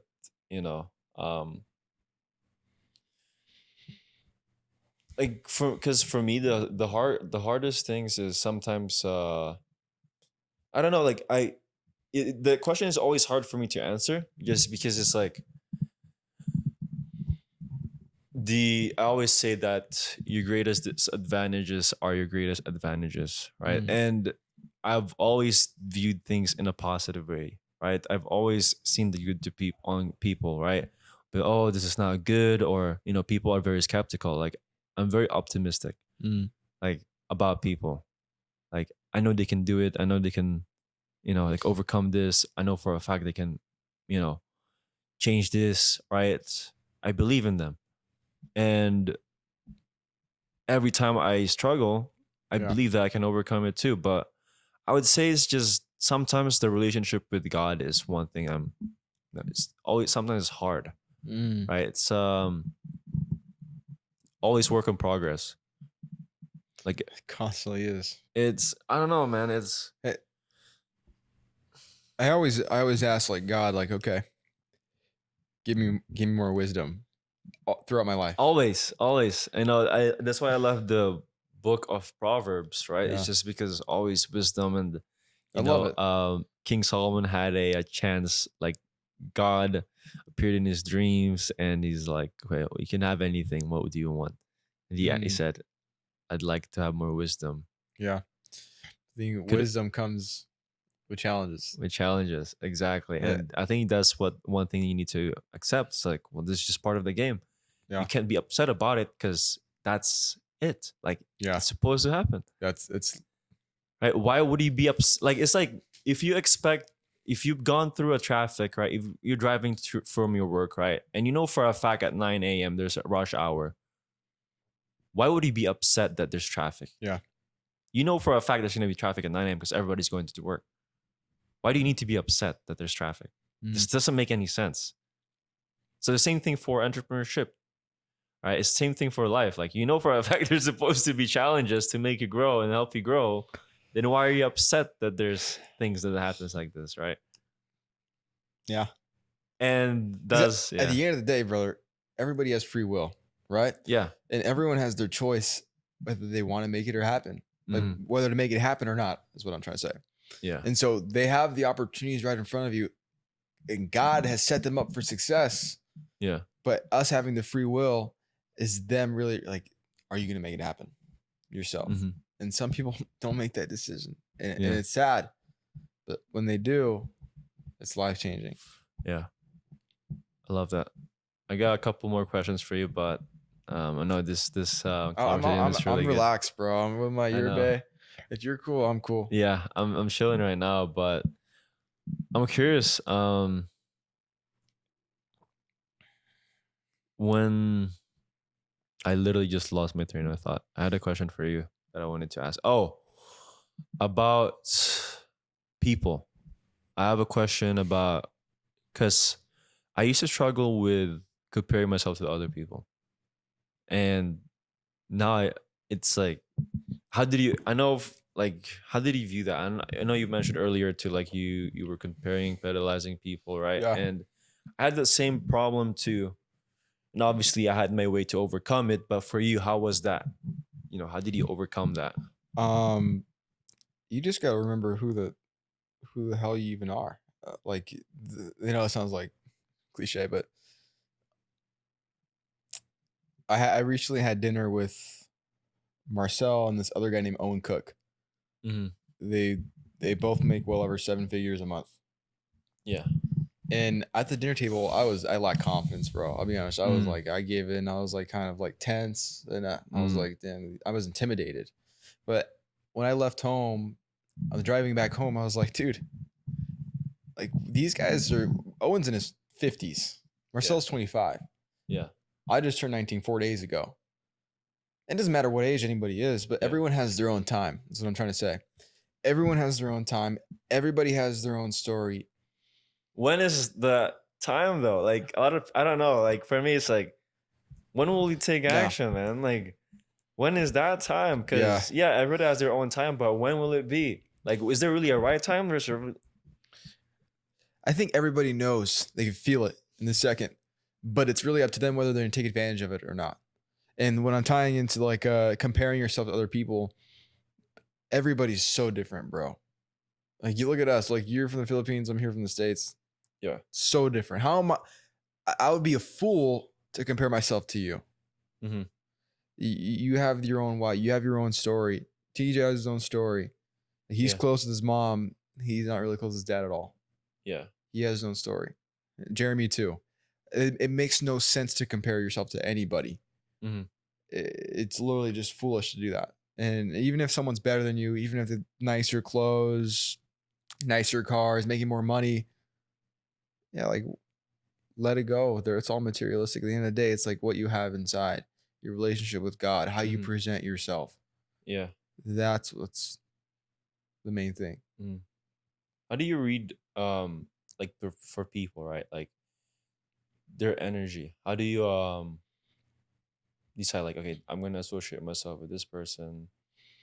Like what do you mean? Like, okay, I'm like how do you decide if it's gonna be like a good relationship with that person? Or it's so simple.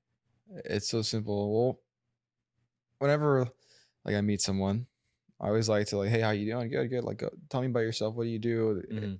If they just start talking about themselves and that's it, and they don't mention me one bit or ask how I'm doing, then it's kind of like, okay, like kind of a red flag, whatever. If they're not intrigued in me, then why should I continue to be interested in them?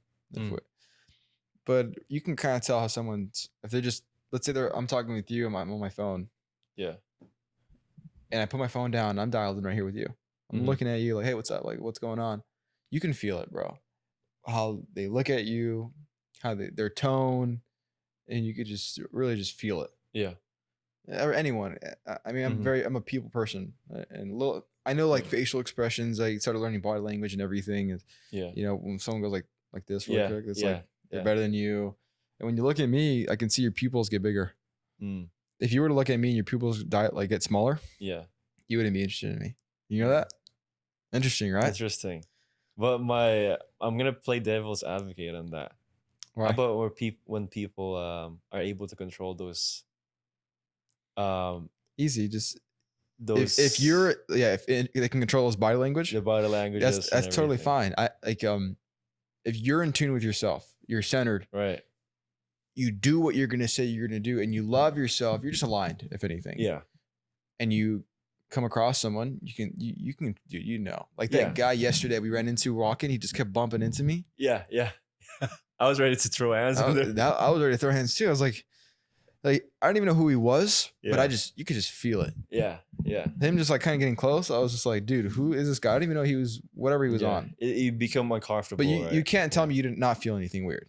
Like, did you not feel something weird? He's onto something for sure. But like I'm saying, like, yeah, he's onto something. But like, didn't you feel like some type of weird vibe from this guy? Yeah, very dark energy. It was weird. Yeah, It was just very weird. thrown off. Yeah. You can feel it if you're in Yeah. tune with yourself and being with the group How that do you we get were. in tune with yourself? Dude, that's a great question, actually. Say what you're gonna do, and do it. Be centered with yourself. Mm. Okay, love yourself. Yeah. Because if you don't love yourself, it's like everyone says this, like love yourself, love wins. Yeah. Love is love. That's our thing. Anyway. It's like cringe, bro. You know what I mean? But no, really, you have to find yourself, and by finding yourself, do crazy things. Do what's uncomfortable. You start experiencing different parts of you and realizing, like, pushing yourself. Yeah. You're able to read the room very well. You're able to read yourself, Uh-huh. and that comes into like you being able to pick up on other people. That's what's worked for me. Mm-hmm. Yeah. Speaking of people, What about being you? comfortable. How do you like? What do you pick up from? How do you go about that? Really, just reading people in general. Reading people in general. Well, I've moved a lot growing up. Like I move a lot. I've spent a lot of with every people, different people. Mm. I've gone to like over 15 plus different schools. Mm. So I'm able to every time I'm able it's kind of like at the beginning it was like kind of sucks because you had to always introduce yourself and everything, and I shift my perspective of it being sucky to being able to test out which is the best personality, which is the best way to introduce myself, It's funny. and how do I want to be portrayed at this school, or how do I want to do this. So I started playing around it. Let me ask you, what And through those experiences, how do you feel it shaped you to who you are today? I think a lot, because I feel like I'm able to read, I'm able to feel people's emotions, and I'm able to. It was actually a lot of advantages, I would say, me moving around. Like it was uncomfortable every time you move around, right? And eventually you get used to You it. get used to it. Right? And the biggest move was going here to America, from Philippines to America. And I'm gonna be honest with you, I think I wouldn't be the person I am today if I didn't move here from America. Like I have no idea who I would have been. Cause going back to Philippines to see people how they live their life, Yeah. how the society is, how is the what are the norms. Yeah. And I'm like, damn, I don't know if I would be even have this type of mindset, or I would Sure. have taken any risk, right? But it was super uncomfortable. Yeah, it was so uncomfortable moving here, speaking a different language, right? I was like, oh my goodness, like I'm speaking English, Sure. right? I just saw this in movies, right? It's Yeah. funniest thing. And it shaped me a lot, I would say, and me being able to deal with people, right? And especially like knowing how to communicate better. Mm. And I just got obsessed on that, on how do I communicate the best I can. And it might sound dark, but how do we get the best out of people, right? Not taking advantage of them, but it's just more of like how am I able to Influence someone. Exactly. And like people like to say manipulate. No, I'm influencing someone. Because it's influencing positive. Ultimately, really. Yeah, ultimately, right? And obviously I have morals and standards that I haven't crossed the line to. Sure. Right? And some people in sales don't have that. That's why. Like Wall Street. Yeah, there is a bad rap about sales about that, but I would say moving has changed and shaped a lot about myself. So, I'm curious, how did you close what 230, 140K in just 3-4 months? How are you able Okay. to close that much in just How was short I amount able of to time? close that much, dude? I think we talked a little bit about this. Just being able to be delusional, right? Yeah. And almost merge with the best version of yourself the second that phone dials or Okay. a Zoom call, whatever it is. I had to be delusional Mhm. because when I first started, no way, like I've never invested 15,000 into, like, invested myself into any type of program. Yeah. And being able to put yourself in a position to influence someone to make that, Yeah. it's like I had to be delusional, of course. Have the Mhm. confidence, of course. What do you do on a day-to-day basis now? I have to be so strict on myself. So I have a routine where I wake up around like 7:45. Okay. Okay. And then I can't go on my phone. I gotta let go of my phone, bro. I had that problem in the beginning. That's like the first mistake. Make my coffee and clean a little bit of my bed. Yeah. I mistake a lot. I kind of mess up a lot about on that. And I Mhm. go for a walk. Okay. I go for a walk actually. I'm not like you hit the gym instantly. No, I'm Okay. sorry. Like I go for a walk Just a walk. and Wake out in the yourself up. sun, around Yeah. trees and everything. That kind of gets my brain stimulating. Mm. And then I go on the meeting calls and then start my calls. And then I work out at the end of the day. So you have 2 workouts in essentially. Yeah, like actual like muscle at the end of the day. Mm. But I walk in the morning. Walk in morning and then work out at the end of the day. Mm-hmm. How do you manage your energy like throughout the day? Because I'm pretty sure there'd be times you feel like you're Like fatigue. yeah. Like tired. Yeah. Yeah, that's what the walk does. If anything, it helps me. I don't know what it is, but going on walks builds up my energy for the rest of the day. I don't know if it's just being in the sun or being around nature, whatever it is. It builds up my energy, and when I go to the gym later in the day, I just like a bonus. Like it's like okay, I gotten used to that routine, Mm-hmm. and so it's not as hard, and I stay alive on the year base. So in terms of closing right now, like do you follow any framework or where are you at? Because I know we had a framework inside the program that I teach, and there's Yeah, also like certain things that I've been trying out recently that I haven't shared to you guys fully yet. But when it comes to framework, I wouldn't like to think of it. I wouldn't like to think of it like framework. okay, Honestly, think your own. Everyone has their own style, yeah, their own sauce their own essentially. sauce, their Yeah, own being authentic. Okay, like if you're reading off a script, that might be what you have to do in the beginning. Okay, yeah, when you're starting off, but the more reps you get, you just got to be real. Okay, so once you memorize it, cool. I have my own style, my own framework. yeah. And so look, I just get right into it. Tell me what's going on, and I'll see if I can help you out. Mm-hmm. Okay, that signifies that I might not be able to help you out, but I'm gonna try and help you out. Yeah, And they tell me what's going on, and I just get right to the pain point. Right when I find the pain point, man, yeah, the emotions be getting in my own way. How long has it been affecting you? Okay, what else? Anyways, the framework is just kind of just diving into the pain. How long has it been going? What happens if it goes for another 5 months? Not where you want to be. Okay, yeah, this is the program. It's very exclusive. I got to take it away. I got to ask you a couple questions before I even let you in the program. Take it away from them. It has them pedestalize it, mm-hmm. but it's like a way of influencing, not manipulation, but influencing them for the better. Influencing them And on ask, how important is it for you to change your life? 0 to 10. 10. Why a 10 and why not 6? It's very important. Get them to sell themselves, and then just go right into the close. A couple more qualification questions. Yeah, and go right into the close. But really, when going through that framework, it's just me being me. yeah, Me being real and having a conversation and be like, Elijah, dude, what's going on, bro? Let's be like, I'm friends. I'm not trying to sell you. Completely forgot about selling. yeah. Just The asking. money's just there just so that you have some type of value to it. Yeah, yeah. Yeah, because if there was no money tied to it, then you wouldn't have any value. You wouldn't even put in the work. 100%. You wouldn't even show up to the Thursday calls or any call in general. Yeah, it's like I always see money as like a transfer of energy, right? Yeah. you're committing to yourself, not only from me, but for yourself as well. And obviously, in return of that, I'm committing my time and energy for you, right? And in exchange, it's like a mutual exchange of, value. Mm-hmm. And I think people get that misconception about money. Like, okay, how do you view money now that you're in the situation?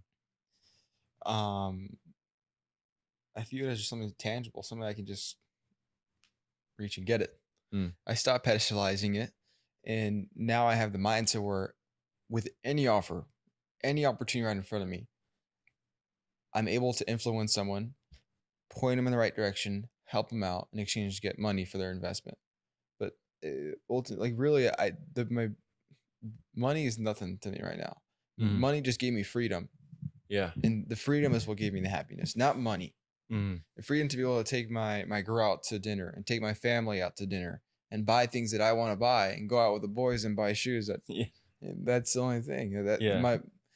and spending money. I have no problem spending money because I know for a fact I'm gonna make it back. I always say I love saying it I because love it's that. so true. Yeah. Because people like to save their money, want to save because they feel it's so hard to get. Yeah. A lot of people can't understand that though. Like, so how do you explain to people like, what do you mean you're getting your money back? I work hard for this money. I should save it up. Well, people are probably saying this because they're working hourly, not working hours, and they're stuck in this corporate doing their thing. Sales is a whole different industry, and I'm assuming everyone we're talking to here in the podcast is in sales In or some sales. type of They want entrepreneur. to get into entrepreneurship. Sure. Essentially. Yeah, but if you have a service or product that you know is going to give someone else value, and they're going to get some wins out of it, you should have no problem charging X amount of money, Yeah. whether it's high ticket or low ticket. Do you think every product needs to be high ticket? Or like, do you think every product Yeah, I think deserves to so. be high ticket? I think so. If there wasn't a high ticket value to it, there would be no value on their end. Mm. They wouldn't be dialed in. They wouldn't be committed with you because 90% of the population, their value to money is just like hard. It's just like hard to get. Yeah. And so them investing their money, they're gonna make something happen. It's breaking the belief about Exactly. money. I feel like that's essentially why I feel like I invested into mentorship programs, is so I can break my belief about money. Mm-hmm. It's I don't know how you viewed getting into mentorships, right? But for me, it was like that principle of whoever I spend my time around with and whoever I surround myself with, then that's who I'm gonna be eventually. So Mm-hmm. I ended up focusing on that instead of like, oh, I'm gonna give this money away. It's more of like, I get to give this money. That's the reason why I even save up the money, is so I can do that. I had that It's crossroad sad. It's where, like some people value money more than their time.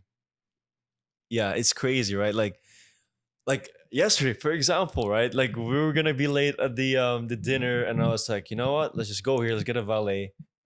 Let's do it. Yeah, we wouldn't have made it. And we wouldn't have made it. Like it's Yeah. like, oh no, pay for parking. Like let's go free parking. Like you just wasted your time. Is that how much you value your time? Really? Yeah. And you have to look at the people who are successful on how much value they give to their time, right? Yeah. They protect it at all costs, right? They Yeah. would pay an insane amount of money to just save time. I said earlier, how much money you make is your perception of how you value time. Yeah. And us being younger and making a good amount, it just shows how much we value time. Mm-hmm. And what would you say to people who has limiting belief about that? About money? Yeah, about the time. Oh no, I'll do it all myself. Yeah, okay. Like, go do it. Go do it. If they say they can do it themselves, and sometimes I get someone when we get a little combative on a sales call, because I'm very firm, I'm very straight to the point, very brutally honest. They're like, I can do it on my own. Okay, go do it. If you would have been on your own, you would have done it already. Why are you on the phone here in the first place? Yeah. But what it is, it's not them. I don't blame them. I'm not mad at them. It's their ego. And a lot of people has a lot of ego, but they're not aware of it. Yeah. How could you psychoanalyze your brain to know that, okay, this is the things that I have and I need to acknowledge? Like my ego or what? Yeah. Like how are you able to acknowledge them. Like, what would you say to those guys, right? That has a lot of ego. Well, that's the thing. When you talk to someone and they have their ego on the phone, it's kind of hard. It's really hard to dive deep because they're just gonna get in the way and they're Yeah. gonna get combative. I had a guy, for example, I was gonna close him for like 1,000 for like a down sale package deal. Yeah. And I was like, look, let's do this. I got you covered. And earlier he mentioned that there's some people that owe him money. And he was like, oh, you know what? This is crazy. My buddy's actually calling me right now. The guy that owes me money. It's bullshit, right? Let me call you right back. Yeah. And I felt it, bro. Some people will be like, oh, okay, yeah, that's for sure. Go call him. You know what I mean? Yeah. And I was like, forgot his name. Said his name was Matt or whatever. Matt, Yeah. stop. Yeah. No one's calling you. I told him this just like this. Like, Matt, stop. No one's calling you. Stop lying to yourself. And he was like, yeah, you're right. And I beat down his ego. I completely got it away. And then it came out of nowhere. He was like, you know what?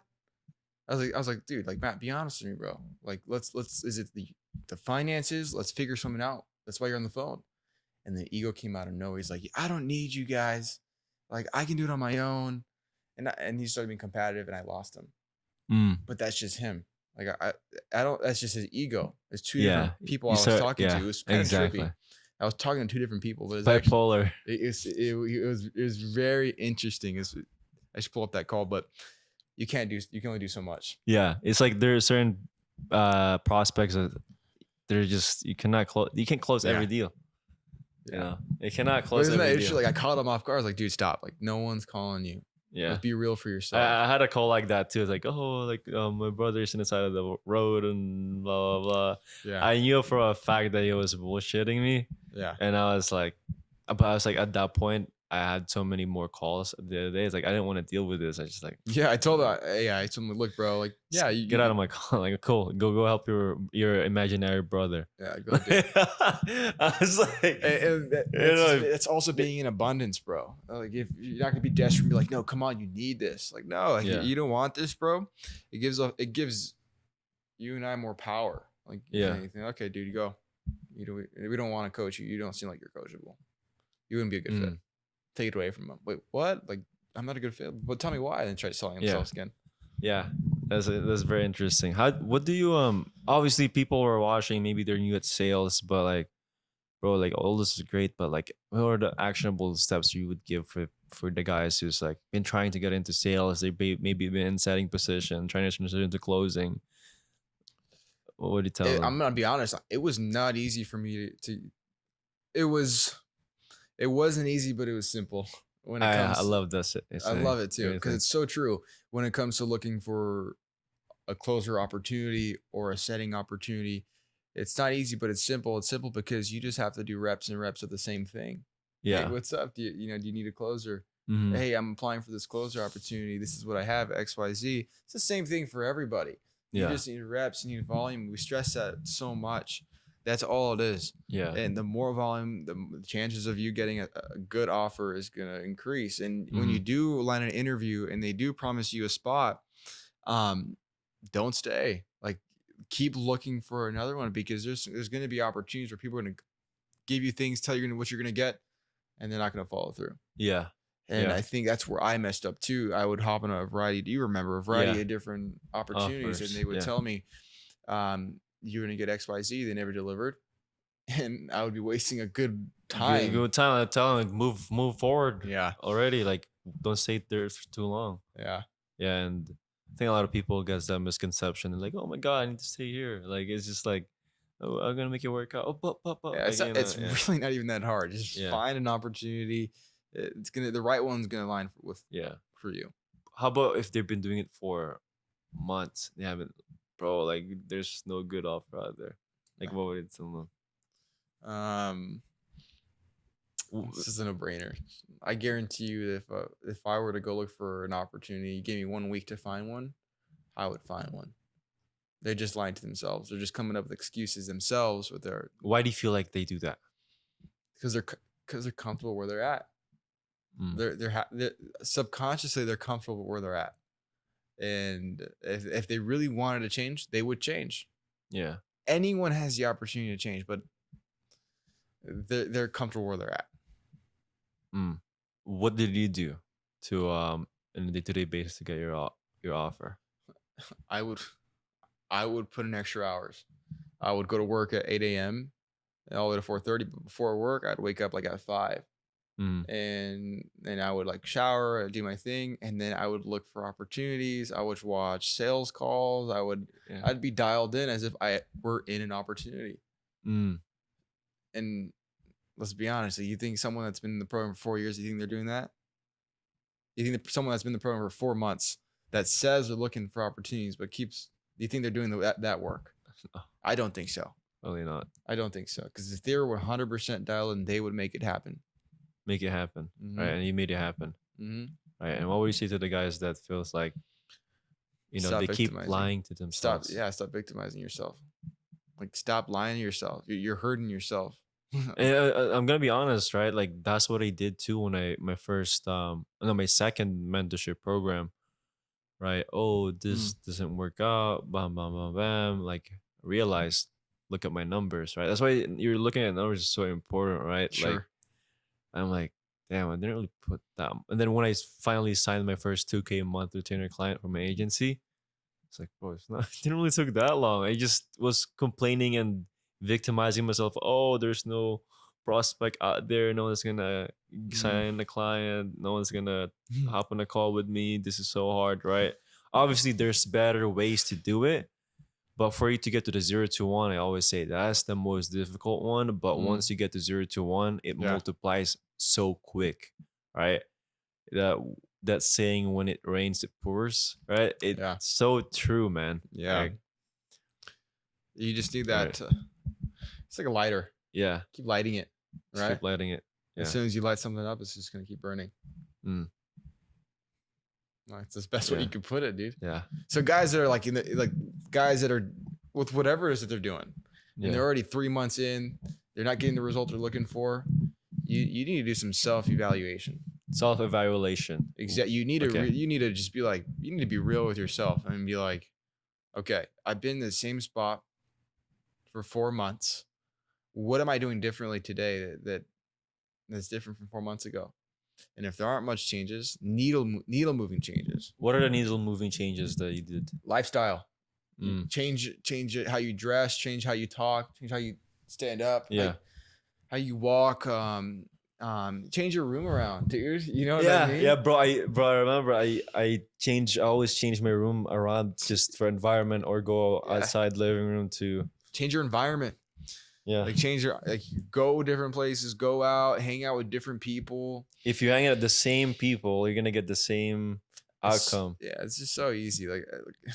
It's like funny we have to talk about it, but it's a problem. It's a problem. Like, I can't blame them too, because I was there, but I had to snap out of it. Like, bro, I was there too. Yeah. yeah, it's like, the thing is, again, pedalizing people, right? You can't do that if you're starting from scratch. You have some work to do. You can't hang out with your boys, like those boys, right? If they're not with the same alignment as where you want to go, then Yeah. you have to say goodbye to them, or Absolutely. temporarily, maybe just for the moment. But It's absolutely, and it's kind of like I have my boys from my city where I grew up. I love them. yeah, I I love love them them to a death. lot. Yeah, And the same with you. Anyone can relate, but you just gotta love them from a distance yeah, because they might not see the same vision that you see. yeah, And if I were to tell them the numbers that I'm doing today, they would look at me so different. yeah. They'd be like, "Yeah, shut up. You're not doing that. Like, yeah, Mm. whatever. You should like come out and hang out." Yeah. Actually, it's funny. I don't know if I told you this, but I went out to one of our a kickback, How was that? out in my city. Bro, I did it because out of curiosity. I was just like, okay. I did that too when I got back in Philippines. Yeah, but I was wanna just hear curious. yours. Yeah, tell me after this. Yeah. I'm like, okay, I want to see what's going on. You see what's what am up. I missing out on, or Yeah, what was it like? Yeah. Bro, dude, it was. Oh my gosh, you walk into, you could just feel it. Just these guys wearing some, just no way, like smoking weed. They got drinks. Yo, Adam, take a shot with me. Okay, here's the thing. No girls, nothing but dudes yeah, hanging out, talking about girls that they wish were there, that were never there. Like, that's one thing. that is sad. And just take a shot with me, bro. Let's do this. Like, yeah, you want like, let me hit a rip of this, my bong, variety of different things. They had some pretty hard shit too from the last time I remember. Yeah. Like, what are you guys doing right now? They got some coke. Because it's sad, and it's like, and I had to leave. I was like, bro, I gotta get out of here. I told like my friend, like, let's get out of here. Like, I can't do this anymore. I just can't. And my body language there too was like, I was closed, like this. I Yeah. was just kind of like, what's up, bro? Like, very kept to myself. They saw it too, and how I presented and how I spoke to them was very, very different. Not trying to say I'm better than them at all. I still got a lot of love for them, right? But man, it's just no way these guys are stuck in the same, and they're going to school is the crazy part. They're going to community college and they're parenting, they're doing very well for them. Yeah. But this lifestyle that they're living, bro. Yeah, that's what I'm saying, man. Like it's one of those things where if you want to the path that you're gonna take once you do embark into it shouldn't be it shouldn't supposed to be easy, right? Yeah. The people that you spend your around your time with, maybe they're not the people that's gonna get you there too, right? Yeah. So for me, I Tell me get about the your experience, experience. man. It was sad. Like they're honestly they're great people, right? The only thing is they're okay with where they're at, Mm. and that's one thing that I keep emphasizing. Is like to them, it's like, come on, man, like let's do this. I'm waiting for you guys. Mm-hmm. Let's do it. Like they're great and kind people, right? Sure. They don't have any vices or anything, which is actually sick. The only thing is comfortability. Like the scariest part is like being in rock bottom or being high, but the scariest part is just being in the middle. That's where people get stuck. In rock bottom, you have some energy, you have some reason to bounce back. Mm-hmm. When you're up high, um, it's just like you're scared about falling down, right? So you work on it. Sure. So there's some urgency. But if you're just in the middle, nothing, there's no problem. You're chilling, you're just drifting, right? And that book, Outwitting the Devil, it talks about one of the tools of the devil is for you to drift Mm. by not, it's not too bad, not too good, just right. It's just chill, it's just vibe. And a lot of people get stuck. That 90% of people are there. So I'd rather be put myself back against the wall than just being okay. Because I'm gonna be honest, there was a point in my time, I would say 2 years ago or almost 2 years ago, where I was working a job, pretty decent paying job. It was kind of hybrid, right? I work in I work sometimes work in a warehouse, sometimes I work from computer, helping with a website, getting paid I think 21 per hour or something like that. And it's not bad for 18, it's Mm. doing that 18, 19 and doing that, but it was just like just cruising, Repetitive. right? It's just like I realized like, man, what if I just keep doing this for the next 2 years? And just like, and I'm seeing the numbers in the screens, right? Because they're an e-com company doing like millions a month. Like, bro, I'm literally helping this person make millions in a month. Why am I not doing it myself? Why am I Yeah. not building from scratch up, right? Mm-hmm. And which just comes back to your story about, with whoever you're closing with. It's like that feeling, damn, why am I not getting these numbers right now? Yeah, I'm happy for Right? them because I'm making good whatever money, Yeah. but But obviously, building a business is, it's like you so let me ask you this, bro. What was it like building your business? mm, Like what out of all like give me like 3 major lessons from or however you feel needed okay. from starting up your business. Starting out your business. Yeah. Number one is like identifying what are you good at and what does the market need. Like Mm. you need to get in tune with that. It is because like if I don't know what that is, then no one would buy my product, right? Yeah. Second is knowing how to gain attention from people and how do you capitalize on that. And third is fulfilling it actually. Mm. Those are the three main things that I need to work on to build a business. Do you feel you've accomplished that? Or you still There's need some definitely a work to lot of do? work to do. You know, it's I see it as like is it's not like the biggest mistake people do is like they're perfectionists, right? They want to do everything perfect at the beginning. Beautiful website, beautiful logo. You probably notice we don't even have a logo or Yeah. any, anything. Like, I just have like a quick landing page about explaining what I do, You and did that's it. what is it? Neo? Yeah, yeah. Yeah. Yeah. So if you look at it, I don't really have that much, but it's like, what does the market need, right? How do I what's the problem they're facing right now? How do Mhm. I supplement that? Mm. And how do I solve that problem? Yeah. Right. And capitalizing on that. Right. And essentially I've tried a bunch of other offers too. Like, I tried to do ecom offer Mm. where, like, helping ecom generate like gaining extra revenue by through organic content and generating leads for them through their website visits, right? And creating their offer. Or I've tried like helping influencers monetize their audience. Yeah. A bunch of other stuff that I But tried. it's given you wisdom throughout the Yeah, journey, right? exactly. So every time I kept doing it, right? Like, and then I did the ecom thing. Was able to sign someone there, Yeah. and eventually, right? I put myself back against the wall and be like, okay, well, I realized the marketing agency's space, it's much more deeper than people make it. I was sold on a dream, essentially, right? And eventually, I was like, okay, well, what can I do now at this moment? Because I needed the money cash as fast as I Yeah, can, you're already in debt. which I got into sales. I Yeah. did closing. But those are the lessons I've learned. I think it's lifetime learning. Like, I think that's why I love entrepreneurship so much. Is it's like, it's you get paid to learn. Yeah. And the funniest thing is you're doing something that you enjoy, Mm. you know? Yeah. And I'd say another number one thing again, I think I'll hop on a podcast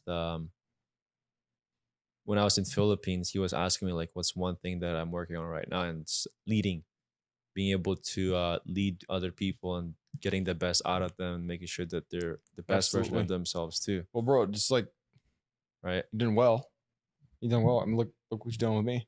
Yeah. You know what I mean? And if you've done it for me, you can do it for a variety of different guys.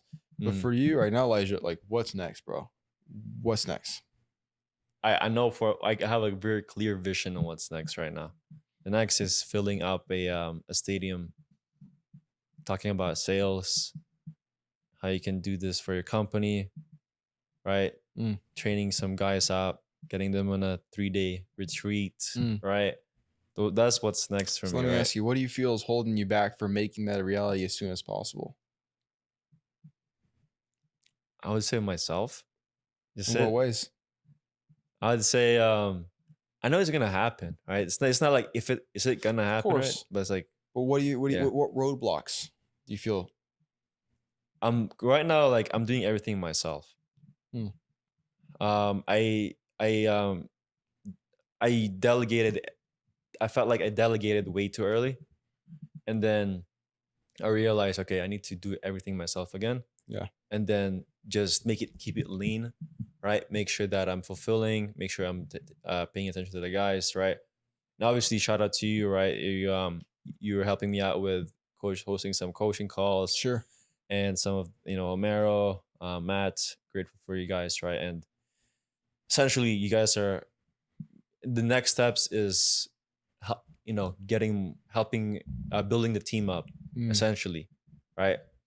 And that's what's holding me back right now. I would say to get there as soon as I can is like just literally um the activities I'm doing right now. I'm taking all the sales calls right now, right? I'm doing still creating the content. One man show almost. Yeah, it's a one man show right now, right? And obviously I have couple guys, right, helping me out, right? And I have an assistant right now that's helping me with certain things for in the program. Yeah. Yeah. And I do have like a video editor and all that stuff, but Mm. there's a lot of stuff that still need to be done, right, to get there as soon as we can. But Absolutely. I'm enjoying I want to get there fast, but at the same time I'm enjoying it. Of course. You know what I mean? We're definitely gonna get there, right? And it's not a matter if we're gonna get there. It's no like matter just when. So when do you want to be able to fill up stadiums and have that said and done? Uh, for me, I think I don't see any reason why we shouldn't be able to do that in the next, I don't know, 12, 24 months. Beautiful. I see things as quarterly, Yeah. right? It's like every 3 months. Okay, this is what I've done, right? And essentially, like end of week, this is where we're getting close to that goal. And I'm gonna be honest with you. I think in terms of what I'm doing right now, we're getting very close to there. And I think started working with these guys. Been in the space. This funniest thing is before I felt like 100K was a lot, but for them, like they done it like multiple times. They've done 100K days, Sure. right? Yeah. And it's just like, Yeah. Yeah. It It's broke just like it your broke- reality because yeah, at seminars that we've done, I took payments for 10,000 Yeah. right in front of my face. I had the Sam Cart reader, yeah. and then I'm like, okay, how do you feel? Oh my god, I feel amazing. What card do you want to use? Oh, my American Express. 10K. Boom. Exactly. Who's next? Right. But it was a line of like, oh my gosh. So it just breaks your reality. There's money out there for you to grab. Yeah, 1,000%, right? And there's money everywhere that if you just look outside your window, you're literally gonna see millions of dollars of worth of real estate, right? Yeah. This house literally here is worth $1 million. So it's like, well, there's money everywhere. So it's like it's up to you if you want to grab some of that and delegate it wherever you want to delegate it Absolutely. to, right? So that's the main thing. It's like, So what needs to be done in order for that to become a reality? so right now, one thing that I'm doing is I'm fixing the marketing channels and just making that more streamlined. And honestly, like fulfillment wise, I think we're very solid in that. My first next steps is talking more with the audience who's already active participants, right? And being more in tune with them and helping the guys who's already trying instead of from complete zero. You probably know about the buying window, right? And Yeah. not everybody's gonna close. Right. Right. 10% not going to buy 80%. Is just going to help them out. Yeah. Be So real, and exactly. then So the rest are to lay down. I want the messaging. I'm fixing the 10% right now. I'm like, You know what I talking to think? them. You know what I think? Would really be the game changer is lifestyle. I think we actually start filming how we live our lives, yeah, what we do, what we can do. yeah. I think that'd be a game changer. Because we do the ads. You see everybody's ads. Just talking inside. Talking here like right here.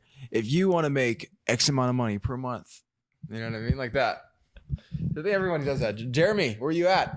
No, I'm just kidding. That's so loud. Yeah. I know that. Sorry. Yeah, but Jeremy, like I seen him just like yours. No hate. My guy TJ as well. It's just something crazy. Like jump out of a plane. Jump out of a plane, make lifestyle. Man, these guys are making it happen. Oh, and they have a story to them. And they sit at a desk and talk about how much they can make. Yeah. I think that could be a game changer. Getting the B rolls and stuff like that for yeah. I would say so too. Putting the lifestyle in that while you're absolutely doing the ads. Yeah, there's a lot of things that goes into business a lot of people don't think about.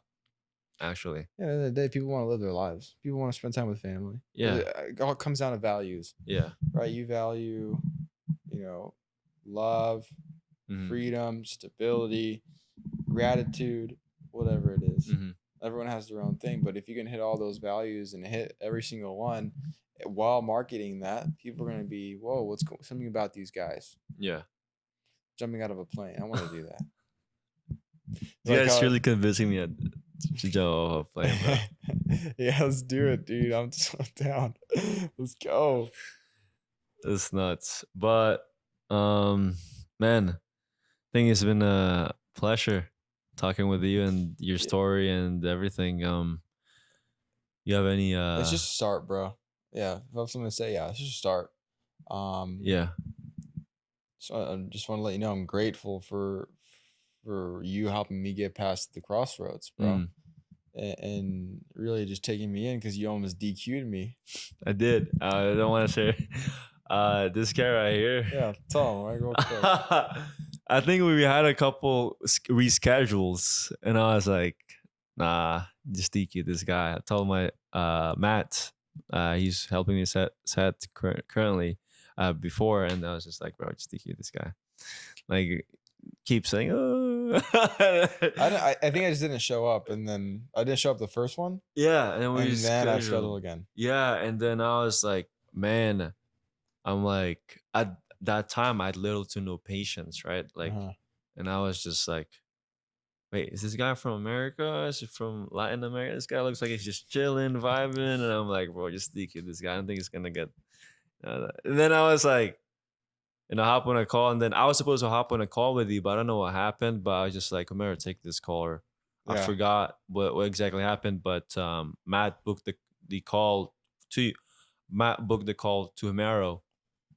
Right, I was like, okay, yeah, just take it to Amaro. Because, bro, honestly, at that time, like, I had little to no patience to guys who reschedules, right? Yeah. And then Amaro just started helping me out. I was like, yeah, take that call, Amaro. And then was that Amaro's first call or not? One of his first few calls. Really? I would say. Yeah, it's funny. It's because I didn't have no Wi-Fi, so I had to drive to a Starbucks parking lot, and I had to connect to the Wi-Fi. You know that? I did not know that. My Zoom wasn't working because I didn't have Zoom on my phone. I had to download it. Did he just call you up? I think he called you up, right, on your phone? We did it through Google Meets. Google Meets. I hate that. I hate that app so much. Yeah. I hate Google Meets.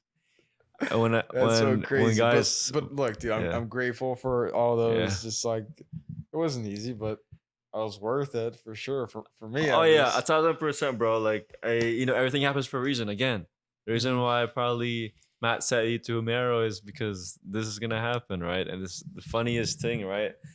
I always believed everything happens for a reason, and I think everything happens for the best of us. And I don't think there's always it's a disadvantage, right? Everything is an advantage for you to, God put you in the situation to learn something. Yeah. Right.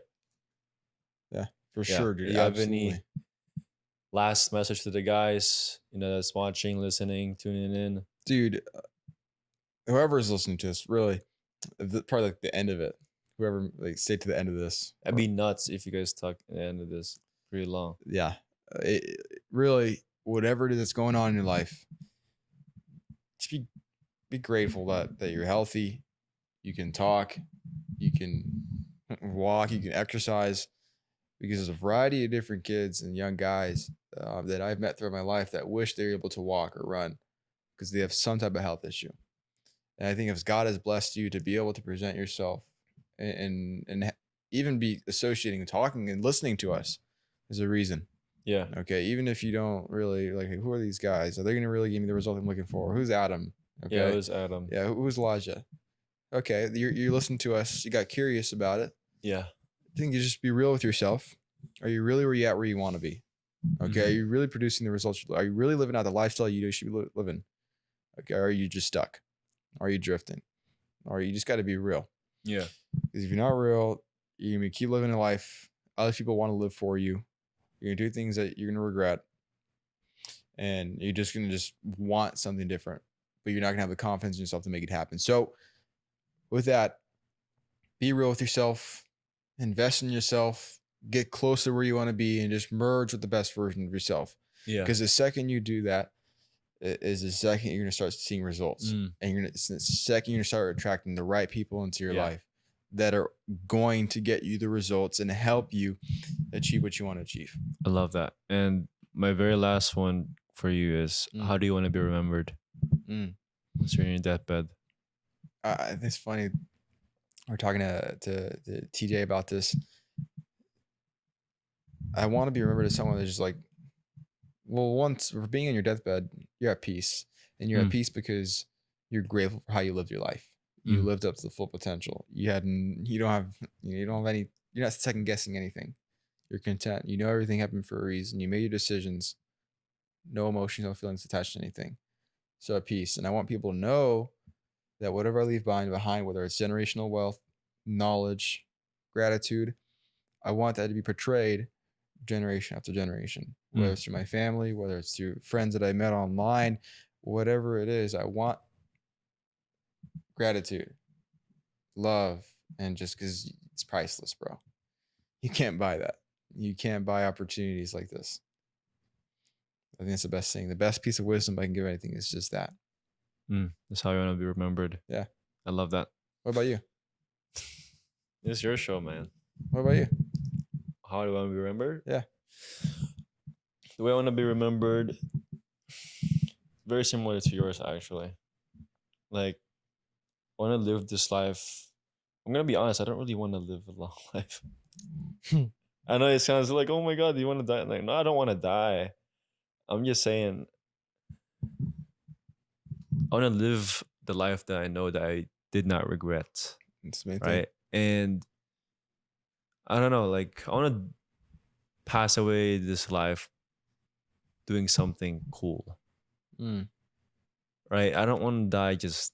I no, like we've been talking Skydiving. about that. No, please, not gonna. I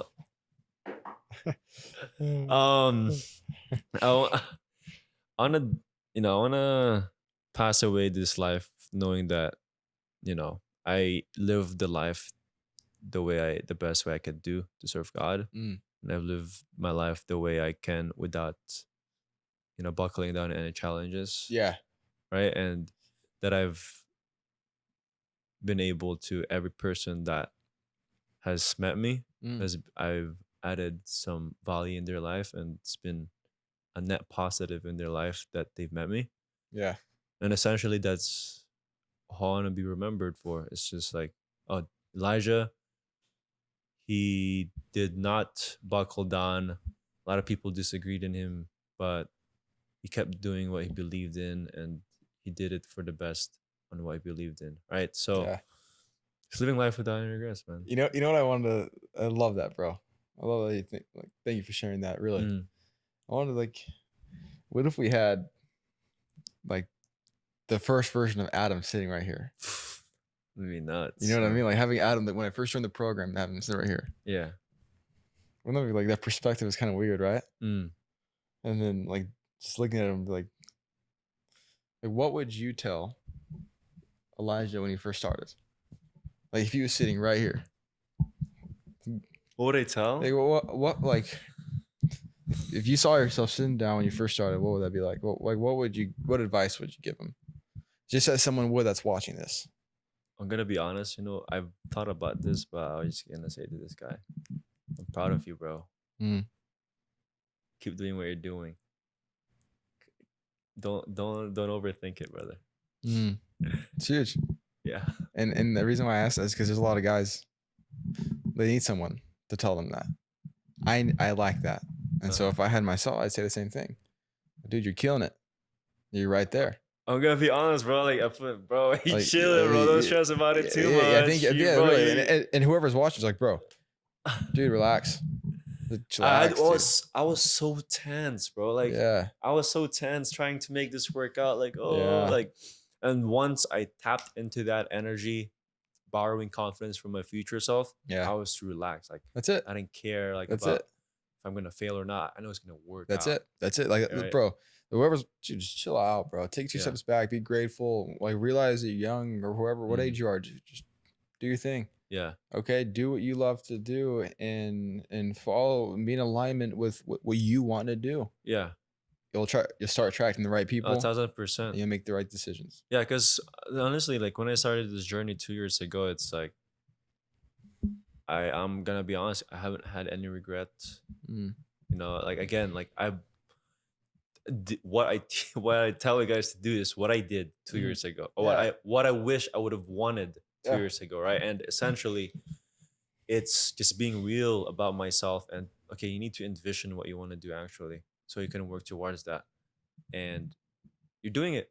It's like don't stress about it, and you're on your way, right? And the funniest thing is just 2 years of like putting your head down, working yourself. Obviously, there's ups and downs, but it happens. Absolutely. Absolutely, bro. You know, you felt like it was a punch in the gut to you going back to your 9 to 5 job. It was supposed to happen. Yeah, brother. and whoever's like, dude, whoever's listening into this, like, you know, you're made for different. That's why you're listening on this, whatever, whoever, really. And if Elijah's been able to do it for me, why couldn't Yeah. he do it for you? Yeah. Even when I met Elijah, I was like, who the hell's Elijah, bro? Like, is he really gonna give me the result I'm looking for? I lack that confidence, but he gave me that confidence to make that happen. Really, I'm very grateful, and to be able to be where I'm at today, to be able to travel and on a plane and come out here for the first time by myself, Yeah. and make money anywhere in the whole world. Yeah. It's killer. Okay, so you know what you got to do. All right, if you hop on a call with one of us and it's me, be ready, bro. Be ready, hey. You know what I'm talking about? I love that. All right, well, brother, again, I appreciate you being here, and I know we have an entire week together. We'll knock out a couple. We should do it at the end of the week and see how it goes. What? At the end of the week podcast, End of the week pod too. Well, that's a wrap. Yeah, you know, appreciate you, brother. Much love, bro. Much love. There's more to be done for sure. Hope you guys enjoyed this pod. But see you guys in the next one. See you later. Deuces.